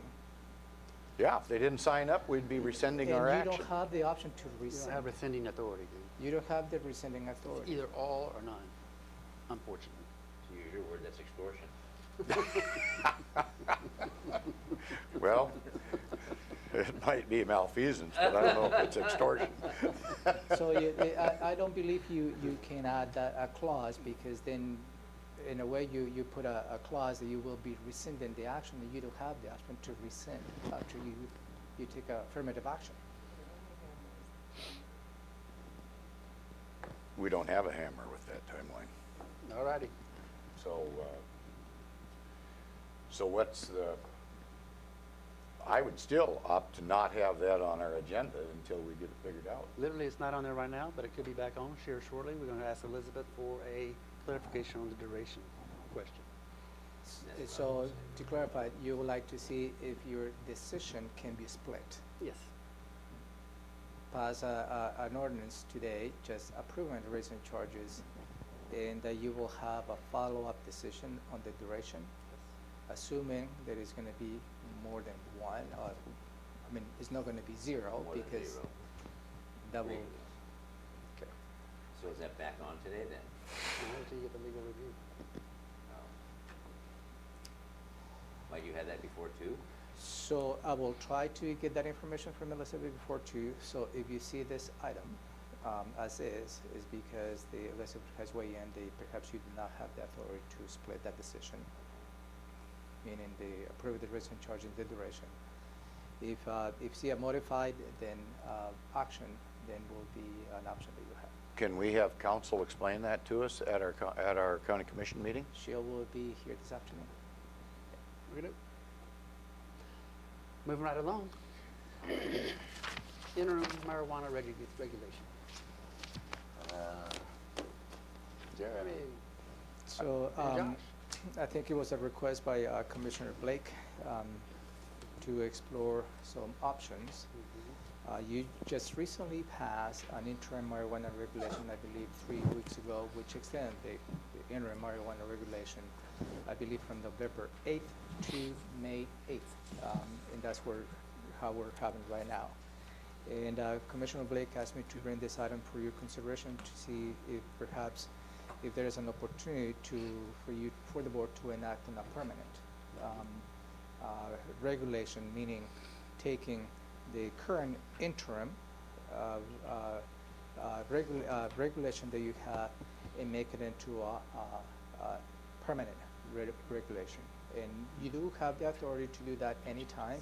I just wanted to make sure with the staff that if that is the desire of the board, will have the proper steps covered in order for you to consider making that decision. Okay. So Is that- there a consideration to make it final, from interim to final? And that's brought on to you today, so you might need to think about it a little bit more, but. No, I'm not ready to make that decision. I would like to ask Jeremy a couple of questions in regard to that. And my question is, interim, should consider I would final? consider, I just want to find out what staff's recommendation is, but I would consider it. Before you get, so there is a time component of this. And the time component is we need to set a public hearing. See? We need to set a public hearing, and if the board chooses to hold the public hearing, we can add this item today for you to set the public hearing. And the public hearing will be scheduled for December 11th.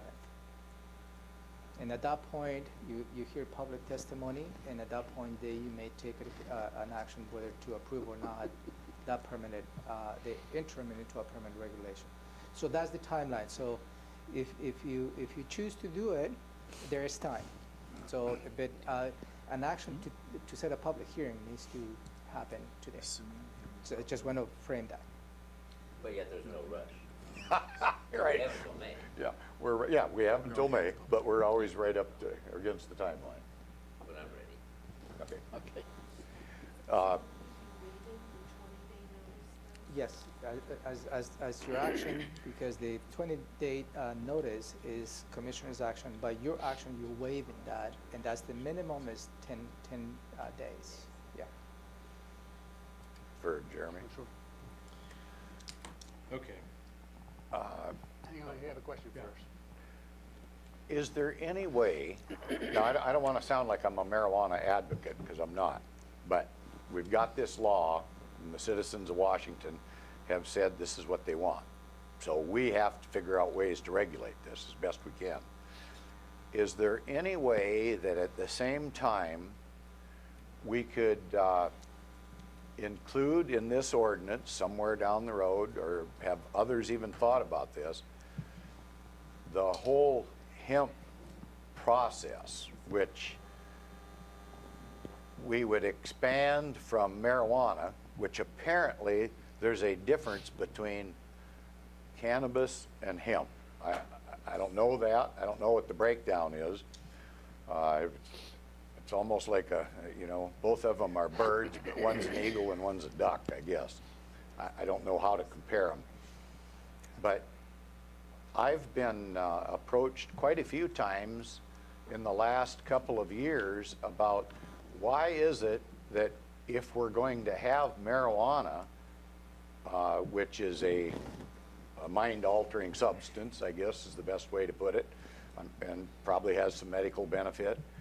So if we're going to have that, why would we not want to have an industry allowing hemp to be grown and get into the other products that hemp as a renewable resource for paper and fiber and all other sorts of activities? I guess that's restricted now. And what would that take to make that a viable business for someone to get into and get into commerce with that? I'm told we might be missing the boat from an economic development standpoint. So what I would recommend is considering hemp separately from the state license, the regulations for state licensed marijuana producers, processors, and retailers. They do present different issues. What I would recommend the board to direct staff to add an item to the preliminary docket so the board can consider this item later on if you choose to move forward with the marijuana regulations now. We certainly, I don't think we're necessarily in the place right now to quickly draft regulations for hemp, and those were not part of the original regulations that were taken before the Planning Commission for their consideration as well. So we do need to go back through the whole process. Is hemp currently I don't know, World War II, they grew it everywhere in every ditch for rope. But is it currently a prohibited item? I mean, is it any different than growing potatoes from an agricultural standpoint? I'll say that I don't know that answer necessarily. Commissioner Blake there's nodding his head yes, so he may actually know that answer. So. Okay, well, I don't know. That's my question. Could the two be combined? Sounds like probably not would be the answer that you would give us to that. Okay, so we're gonna stick with the marijuana? Yeah, yep. Okay, So we're with not the- gonna do hemp anymore. With the question that staff was asked yesterday afternoon to how quickly can we move forward, that's the legal opinion that we got, and it was also caveat the county manager's statement that it's no changes to the item that was already heard in public hearing. Currently worded, heard version that we have recently. Right. It's just taking the interim, Moving it make to a it different permanent. level.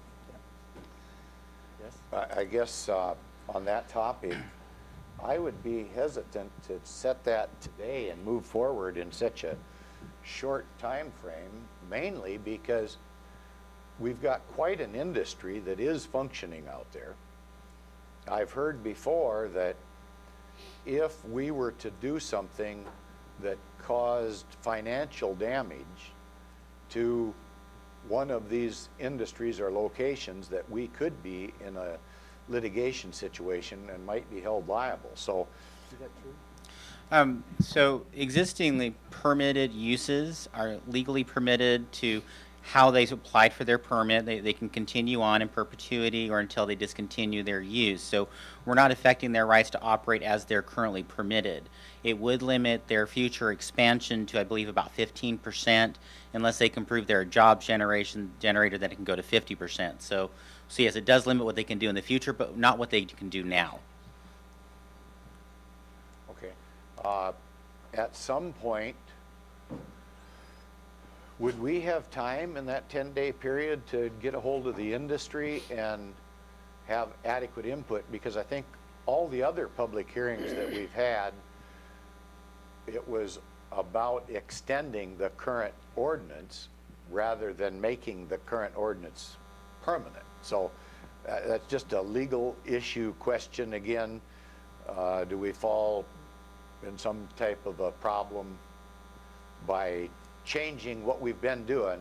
The last time we had a public hearing, it was whether or not we wanted to extend an existing ordinance. And so now am I hearing we possibly want to have another public hearing about granting that particular temporary, or that particular ordinance some type of permanency? Is that kind of where we're That's at? the purpose of the public hearing. Yeah, so that's where we're going That's the with purpose of that the now. public hearing, for you to hear public testimony, for you to consider to enact the interim into a permanent. So that's the purpose of the public hearing. So regardless of the past public hearings, where the public provided testimony to you related to the interim, that's done, completed. So the purpose again of this public hearing is for you to hear public testimony before you take an action and enact it as a permanent. And the emergency clause for the 10-day thing, is that what it takes? Do we have to make it an emergency, or? No, because under county code, the Board of County Commissioners has stated that any public hearings, you need to have a 20-day, notice. Yeah. But you also, as a Board of County Commissioner, can reduce that time, and state law requires at least 10 days. Well, is there any reason why we don't just always have 10 days, or? I'm just kind of curious what the deal is. Well, the reason We is usually have 20, why? Yeah, you can enact on that at any time, I can reduce tell the you why, time because the period. norm is 20 to give everybody a chance, food, schools, and dropping off babies and all that other stuff. So that's Okay. normally the consistency norm. We hardly ever use 10, but we can. Okay. So, okay. So this is staff's attempt to go quickly on a request that was made yesterday, but we can also check back in with our legal counsel and make sure we've got all of our ducks in a row to go as quickly as you'd like for us to go. So where do you stand on this? Our city? Well, I've heard about it now for about 5 minutes, I 2 guess. years. Yeah, Well, 2 yeah, years. but no, about the permanency part of it. I was not aware we were contemplating changing from From interim to permanent. interim to permanent. I was not aware that was what we were contemplating at this meeting. And just to clarify, that was a request by Commissioner Yeah, I did that, Blake to include this on the agenda of you today. And we aren't allowed to talk, so And- we and don't get a it- chance to hear yeah. that. So, Yeah, and I'm responsive to Commissioner's request. sure. Thank you. Uh, So if, while you're thinking, if we were to set it for a public hearing today, it would be on December 11th? Yeah. And then based on that, we could decide then or at a subsequent BoCC meeting? You could. For right now, the last meeting is scheduled for December 11th. Or the last meeting of the year? That's the meeting of the year. Oh, that's coming up. Yeah. It's Okay. 2 weeks from today. All right. And that's for me, if the board would like to take this action, the sense of urgency is making sure Get the they timeline. setting at the public hearing today, so we meet the 10-day And I know you know, but I thought for sure there was another one. But good grief, it's gone fast. We're not having a meeting on the 4th, apparently. Huh? No, because you have public hearings on the budget. Yeah. During some of our other official meetings that maybe cover the budget, that are set for the budget, are we restricted from taking action only related to the budget during those meetings? So what we could do, if you like, we can we can set a special board meeting as long as we put it on the schedule and a specific item. Yeah. I would like to hear why we're doing this, I guess, and I entertain reasoning from my fellow board members as to how come we're deciding that we want to do this right away. Yeah. That is absolutely not mandatory. It's just something to clean up before the end of the year is one of the Okay. considerations, that's all. Okay.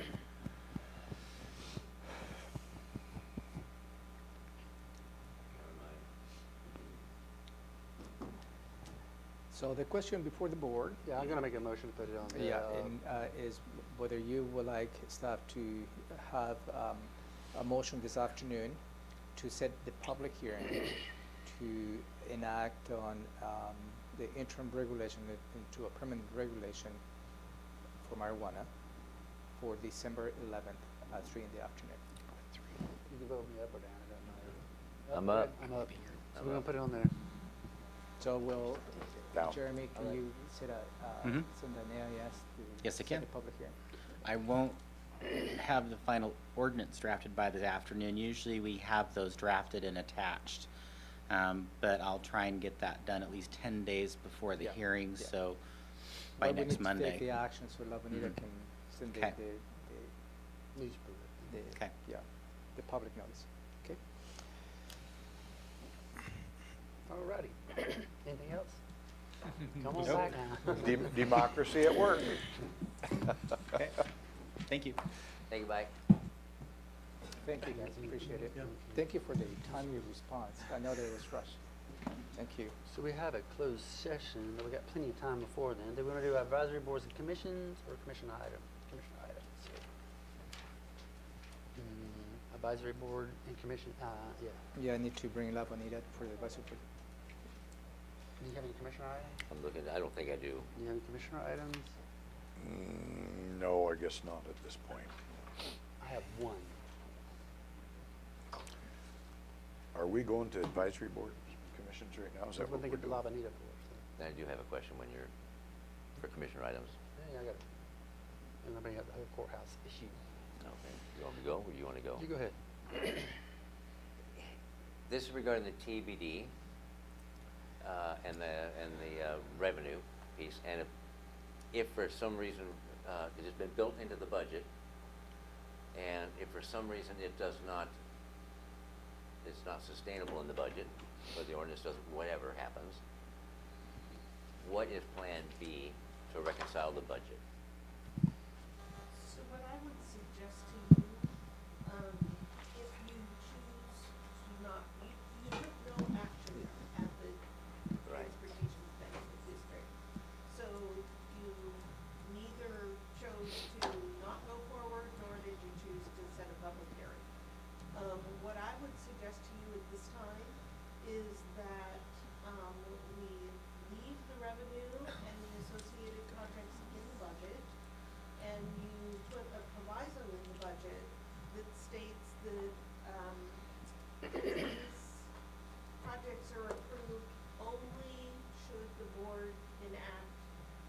revenue under the TBD. So it sits there, nothing happens with it. That gives the board the greatest flexibility as you go into 2019, should you choose to take action at that time. And so the revenue that's been plugged in, put the proviso in there that attaches it to the specific projects. Right. The only projects that the TBD could fund. Right, So it doesn't impact the bottom line. correct. Okay, I get it now. But it Yeah. does delay some of those projects that are solely identified to revenue from the TBD. That's correct. Yeah. And in both your transportation improvement plan and your capital facilities plan, there are projects that are specifically to be funded with TBD revenue. So they're already attached, and what we would do in the proviso is say that these would only go forward should the board, approve TBD. TBD board. Yeah. I guess I'd just do a follow-up question. I suppose that list of projects is in our budget book, It is. the Yes, the it is. potential projects that this would cover. Yes. Do any of you know those potential projects? Off the top of my head, no. Yeah, Heck no. Yeah, I mean, I've seen the list, but can any of you tell us what that list entails? I mean, Right now? a bridge job, paving, yeah, can you? Safety, innovation. Yeah. Okay, it's not just me. I claim to have good memory, but not to that extent, Commissioner. Okay, But and certainly we can provide the list. What is, well, no, apparently we have the list. I don't have it in front of me either. What is the dollar amount attributed to those projects? And I believe in 2019, it was $900,000 associated with worth of projects, assuming if the board was to take an action on that, we will not be collecting that until the middle of 2019 because something needs to happen. So I think it was worth of maybe 900,000, half of the potential revenue, which is 1.8 million. There you go. On a $20 car tap fee. And then in 2020, you have 1.8 worth of projects, 1.8 million worth of projects. Did I answer your question? Yes, you did. Thanks. Thank you. That's all I had. Thank you, Robin. All right, advisory boards and commissions.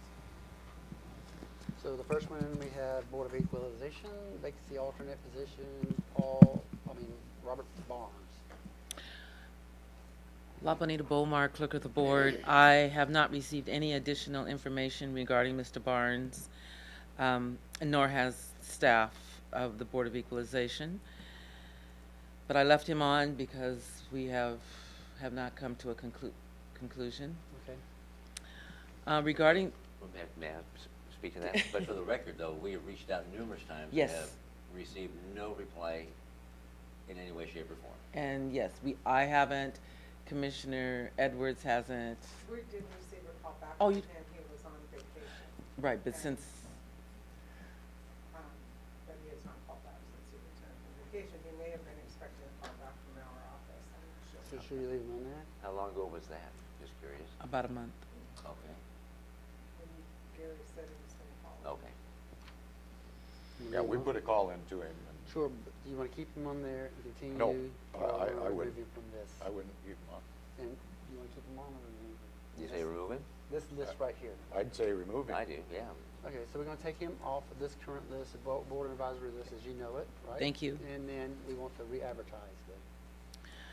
Thank you. And for a reappointment, last week I misspoke. I said that Neil McClanahan of the Housing Authority for Thurston County wanted to be reappointed. And actually, his letter was stating that he supports Maureen McLemore to be Macklemore. reappointed to the board. If you're in agreement to that, I will put it on today's agenda. Do you have any? She's great. No, I don't have any problem with appointing Maureen, but I'm curious, didn't we appoint Neil? She was a misspoke on her part last time, and she's corrected it, saying it's Maureen. And not Neil? Neil is thought he not was- up for. No, he's he not wa- up yet. No, he's not up yet. Okay, we might have to make an adjustment to the minutes to that meeting, I suppose. There was no formal. Oh, there was not? No, Okay. no. Okay. We just talked about it in this session last week. Well, she has great experience in that arena, so I'm not opposed to putting Nope. her on. Okay. Good. 3 votes for the yes. Keep her on. Thank you. And for the Planning Commission, also, I just received an application, Commissioner Edwards, from Doug Carmen. It's not in your packet. When I Okay. was back at my office, he left a copy for you and I both, for the Planning Commission. And I see there's 3 upcoming appointments. Reappointments. The reappointments that are upcoming, these 3 members, Tim Kramer, Donna Nickerson, and Scott Nelson, their terms end December 31st. I have reached out to Cindy Wilson, who is the staff person, and they have not as of yet sent in a request to be reappointed. But those, All 3 of them? all 3 of them. But we don't necessarily have to follow that. If we've got new people, we could put on there. That is correct. Is that right? That is your option. I would definitely like to appoint Mr. Well, he needs to fill out the application. He needs to come forward. You need to look We at all do. the reappointments at the same time and then make a decision. Right. that way. So, Well, I mean, I'll just state my preference. Mr. Dehan and Doug Carmen, I think, are both applicants for that particular position. And I'm in favor of both of them. and the, Dehan? D, His dad. Oh, Dan. and what was, a D what? Dehan, I believe we have an Dehan, okay. application from Dehan for that position and from Yes. Doug Carmen for Yes, that okay. position. Thank you. The other are up-and-coming expirations. One other point on the Planning Commission is the 6-year term, just so you know. Yes. So other than that, that's all I have. No, I have Yeah. a question. Yes. So, we just took Mr. Robert Barnes off. That was an alternate position, Yes. and then now you jump below Board of Equalization is 1 alternate. Are those one and the same or 2 Yes, separate? no, one and the same. So that's still an active seeking alternate position? Yes, 1 person. one person. You talk to the Fair Board, 3 vacancies, 1 Commissioner District, 2 at large, and then historic. 5 vacancies. in the Commissioner historic. District 1 and 2 Wow. members at large. We need 5 for the Historic Commission. Yeah. 2 and 1.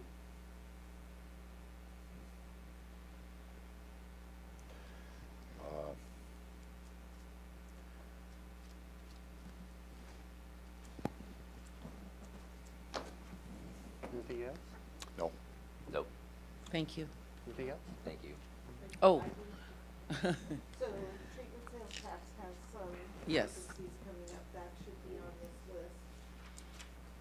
And then also But, I've, That's with Carrie bringing them forward, right? right, Mhm. Carrie needs to do the advertising and all of Sure, that, sure, but sure. it But should she be needs to on your track it. radar. Okay. Yep.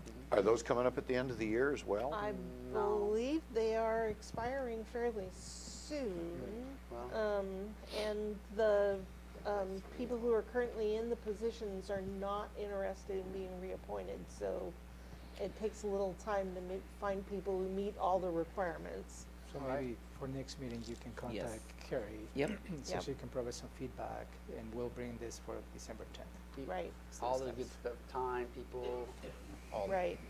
And then I've also received an email from Craig Ottavelli that there will be members who will be recommended for the Tourism Promotion Area Committee, and he'll bring those forward, if not mid-December, then in early January. So that should also be on the list, so we're tracking it. Those tend to be a little easier. They are easier They ones, have to own a yeah. hotel or something, Yeah. don't they? But nonetheless, it's a process. And Yep. anything else for Merrill?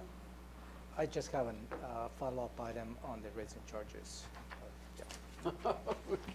Well, Sure. You got anything on the board? No. Okay, sure. That's- All righty, we're done with that. You want to go to commissioners' items? Is it the appropriate time to bring it up now? yes, or- and as a follow-up to Commissioner Blake's question, whether you can split the action today and on December 10th.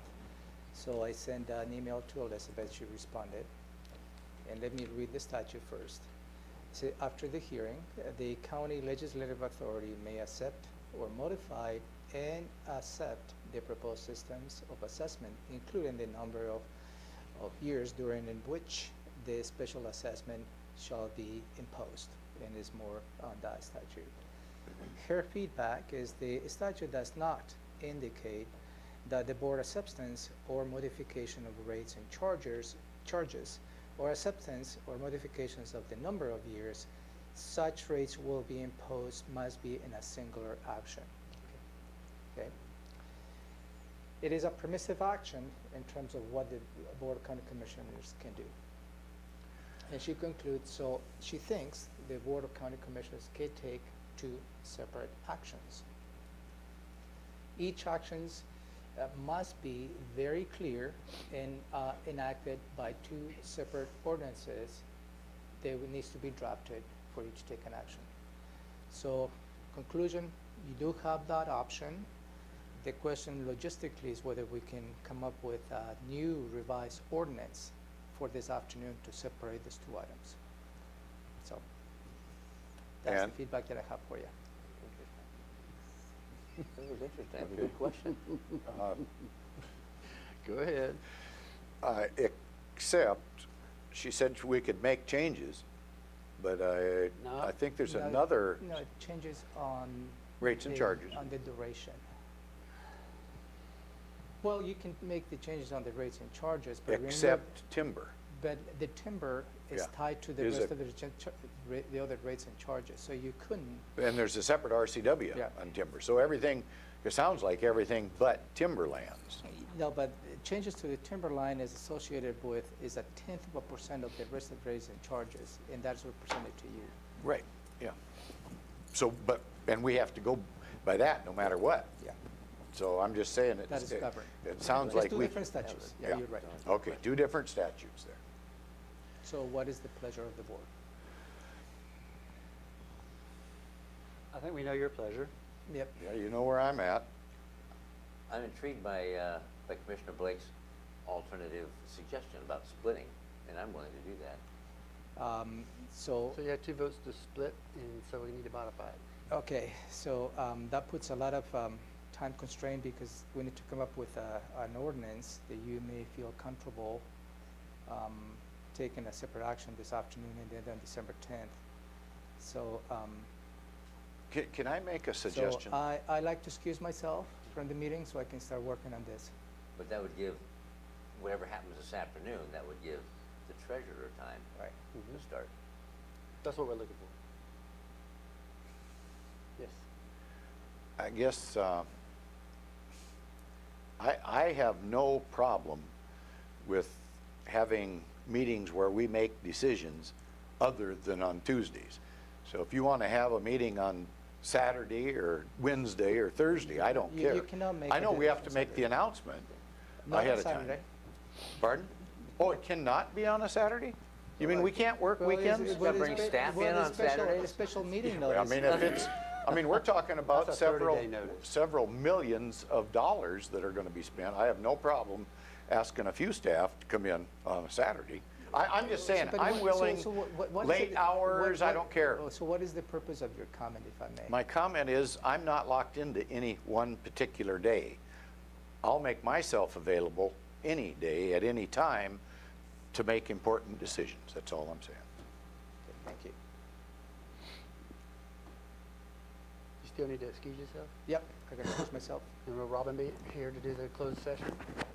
Yeah. We have commissioner items still.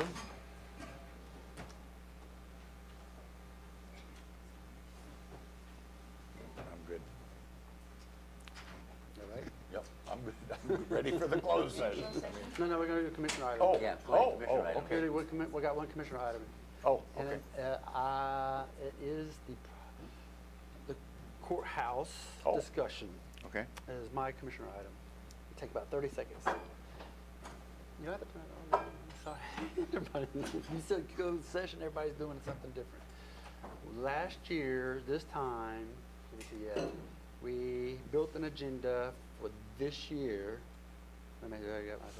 Anyway, we had an agenda for the whole 12 months. We're at the 12th month of discussion about the courthouse. I don't remember all the agenda topics. as outlined when we first initially started, but I think we got most of all of them. And to the point we're at the feasibility study. Do you remember when the feasibility study is due? Huh? December 6th. So I don't know if there's a discussion at this point in time, but what is the way ahead as far as this progress, and whether it needs to come to a vote on one or two or all three of those feasibility studies is really going to boil down to in the next 60 days, I believe, just a hunch. And I just don't want surprises to be out there at all.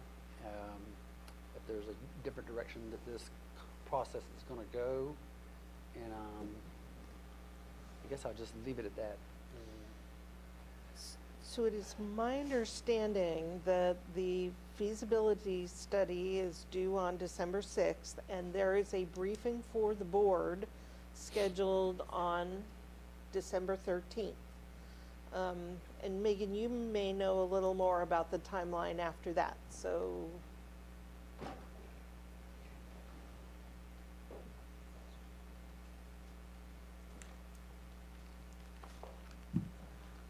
After the briefing on the 13th, Megan Porter, Public Information Supervisor, after the briefing on the 13th, the timeline is in your hands. That's what I'm thinking.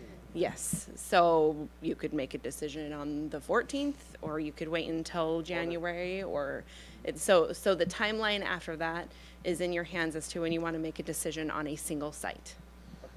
So that is the next step, and what Romero has suggested is that to make such a important decision on site selection from 3 sites to 1, that Or 3 sites to that 2. would, well, the next step is to choose 1 so that we can start to build the ballot. That's a different, oh, okay. I see. Yes. Right. So to make such an important decision as to whether 2 or 1. Well, now you're making my is case. If it's a one that you ballot probably issue, not- it has to happen in the next 60 days. Right, exactly. Or not at all. That would need to happen very quickly. Yes. On the other hand, what Romero has suggested is that you will need time to deliberate more than an overnight and make a decision the next day, with December 14th being your last scheduled meeting of this year. So what he has suggested is that that would happen in early January. Okay, you see what I'm trying to paint the picture of up in the Yes. no, Yeah. whether it, forward or backward, up or down, we have no lay of the ground, no map of how to go from December to January and on, I guess is what I'm trying to say. And I know that's based on December 13th discussion, what have you, but at least paint those roads that we could be going down in January. So we can certainly ask the project manager, Rick, to come forward with a project timeline for the next Of all the 90 scenarios days. presented. Right. What I say is that, hang with me just for a second. We come to December 13th and three feasibility studies are presented, and no votes are taken on any one of the 3. Correct. 2 of the 3 or 1 of the 3. No, we would not be looking for a decision at all on December Not on the 13th. 13th. At some point in time, though, is what I'm saying. Beyond, that's what I'm saying. Right, Yeah, early January. That's what I'm saying. Beyond that, how is those timeline out? Right, so, If one happens, if the other one happens, because I heard what you said, you need to get to a singular action in order to get to a ballot measure, but it could come down to another stage in between that where you take 1 off and get to 2 instead of go from 3 to 1. Does that make sense? it certainly could, but not if we want it to get on the ballot next year. So that's almost a mandate then. We For it to be need to 1. get to 1 We're single at a mandate site. point is when I point. Yes. And that's Yes. kind of rough. Yes, it is. kinda So rough. it's decision time. I had a different word in mind to say, but okay. So I will To be in ask, turmoil during the legislative session at the new year with a new commission is not a cool way to go about doing business. It might be that we just have to, I'll say, suck it up and drive on. It's kind of the most polite way of saying it, but it is what it is, okay? Yes, sir. When you say suck it up and drive on, I guess I need to clarify that statement before I make a comment here. What do you mean, move ahead with the If you're gonna project move or make not a- do it? If you're gonna make a movement or a motion of some sort to make something happen to get to a ballot measure action, you're gonna have to do it in the next 60 days or less. And Okay. that's not cool with all the things changing. No, okay, and I'll Good or just, bad, if the changes are good or bad, it doesn't matter. I'll They are the mention a changes. couple things that are coming up that are concerns of mine. We don't have a settlement yet on the HCP, so we really don't know what's gonna happen with the Gopher yet. We're talking about $300 or $400 million in Capitol Lake cleanup. We don't know where that's going yet. We submitted a letter in regards to the EIS of the Upper Deschutes, so at least they consider all the facts. We've got a jail construction project that we're working on, and I know there's resistance to that. We've got our whole court system, we're not able to adequately fund that. And we've got the legislature that's kind of hanging in their hands whether or not we're going to be able to fund the courts properly. And then we've got the homeless thing downtown that's went from, I think in August there were 30 homeless tents set up downtown, and today we've got 300 homeless tents set up downtown. And I certainly don't want to be in a situation like the court is in Seattle where people are being accosted every day, and there's filth, and it's just a sad situation, is to put it as politely as I can. All the variables out there. Yes, all those variables, and I feel it would be, it would probably not be in the public's best interest to encumber the public this early on without knowing some of these facts. Those are all great thoughts, but my point is, hold those thoughts, because there's going to be something happen between now and December 13th. Well, I can tell you, I'm not going to be willing to move forward Okay. based on some of these issues. But before I make that decision, I want to hear what's going to happen on the 13th. The presentation that we're going to get on the 13th might cover some of this. I am taking the I don't want to say the side, but I take the position, I agree with Judge Brett Buckley. We need to decide before the end of the year. And if that means the 14th, then that means, to me, that means the 14th. We've been discussing this for quite some time. We have the thumbs ups and downs with the positive, negatives, concerns, and such for all locations. We have a final public hearing on the 13th, or outreach on the 13th? No, it's a presentation to the board. Presentation to the board, okay. Of the study. Yeah, the feasibility study will be presented Okay. to you. And then, well, and we're gonna get a ton of information then. I'm ready to make a decision the following day. I don't need a week or 60 days, and I want to get it prepared for the ballot. And if we put it off beyond that, or some doggone thing, who knows what happens, but at least we've decided as a board, this is the decision, and let's put it together now. Okay, so now, did you have something to say? Sorry, I didn't mean to hold you off. I just want to make sure you got everything. No, that's quite all right. I was going to ask for clarification from you, actually. Given your concern with decision-making with so much going on early in the year, the clarity I was seeking was if you think we should make the decision before the end of the year or after the legislative session. Which were you suggesting? I wanted a comprehensive picture on the 13th of December of all the different ways it could go, even after January 1st, but somewhere between the 14th and the December 31st, there needs to be a decision wholeheartedly and unanimous way to say go forward or stop. And if we go forward, then we can at least then pick out which way we're going to go forward. But I Okay. want everybody in the world to know that, so there's total transparency is the point of this. Everybody that's involved. Because it's just the way it has to be. I'd much rather have the story told earlier versus later, so we don't get down the road later and we're upside down, so to speak, if that's the direction we go. And I empathize with you, Gary, with the concerns that we have financially over the next couple of years. I really do, but we've put a tremendous amount of money and resources and staff time into this, and I just want to keep it moving. rather stop it. I guess I would hope that, regardless of what we do, that this resource and commitment that staff has put into this project doesn't just automatically evaporate, that we'll at least be able to refer back to what we've done up to this point in time. So I don't know where we're going to go on it. Let me ask Robin, Mine is you have enough 13th. information now to get, what's his name? Rick. Yeah, Rick, situated for the 13th of December? I definitely have enough information to ask Rick to provide a timeline. And then what I will chat with Romero about is the possibility of scheduling time on your calendar after December 13th to have a conversation about this.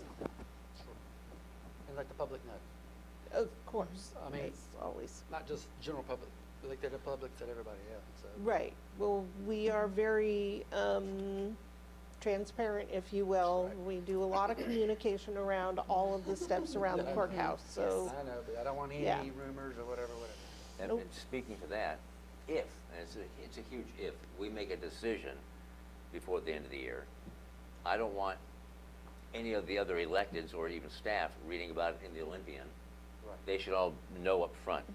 But we need to have that communication strategy Yeah. so we don't get wrapped around the wrong way. Absolutely, I would be amazed if they're not all here for the conversation. Oh, I have a feeling they will. Okay. That's kind of what I'm trying to do, bring them all here. But All at right. the time of year where a lot of people take off too, there's more Well. people included.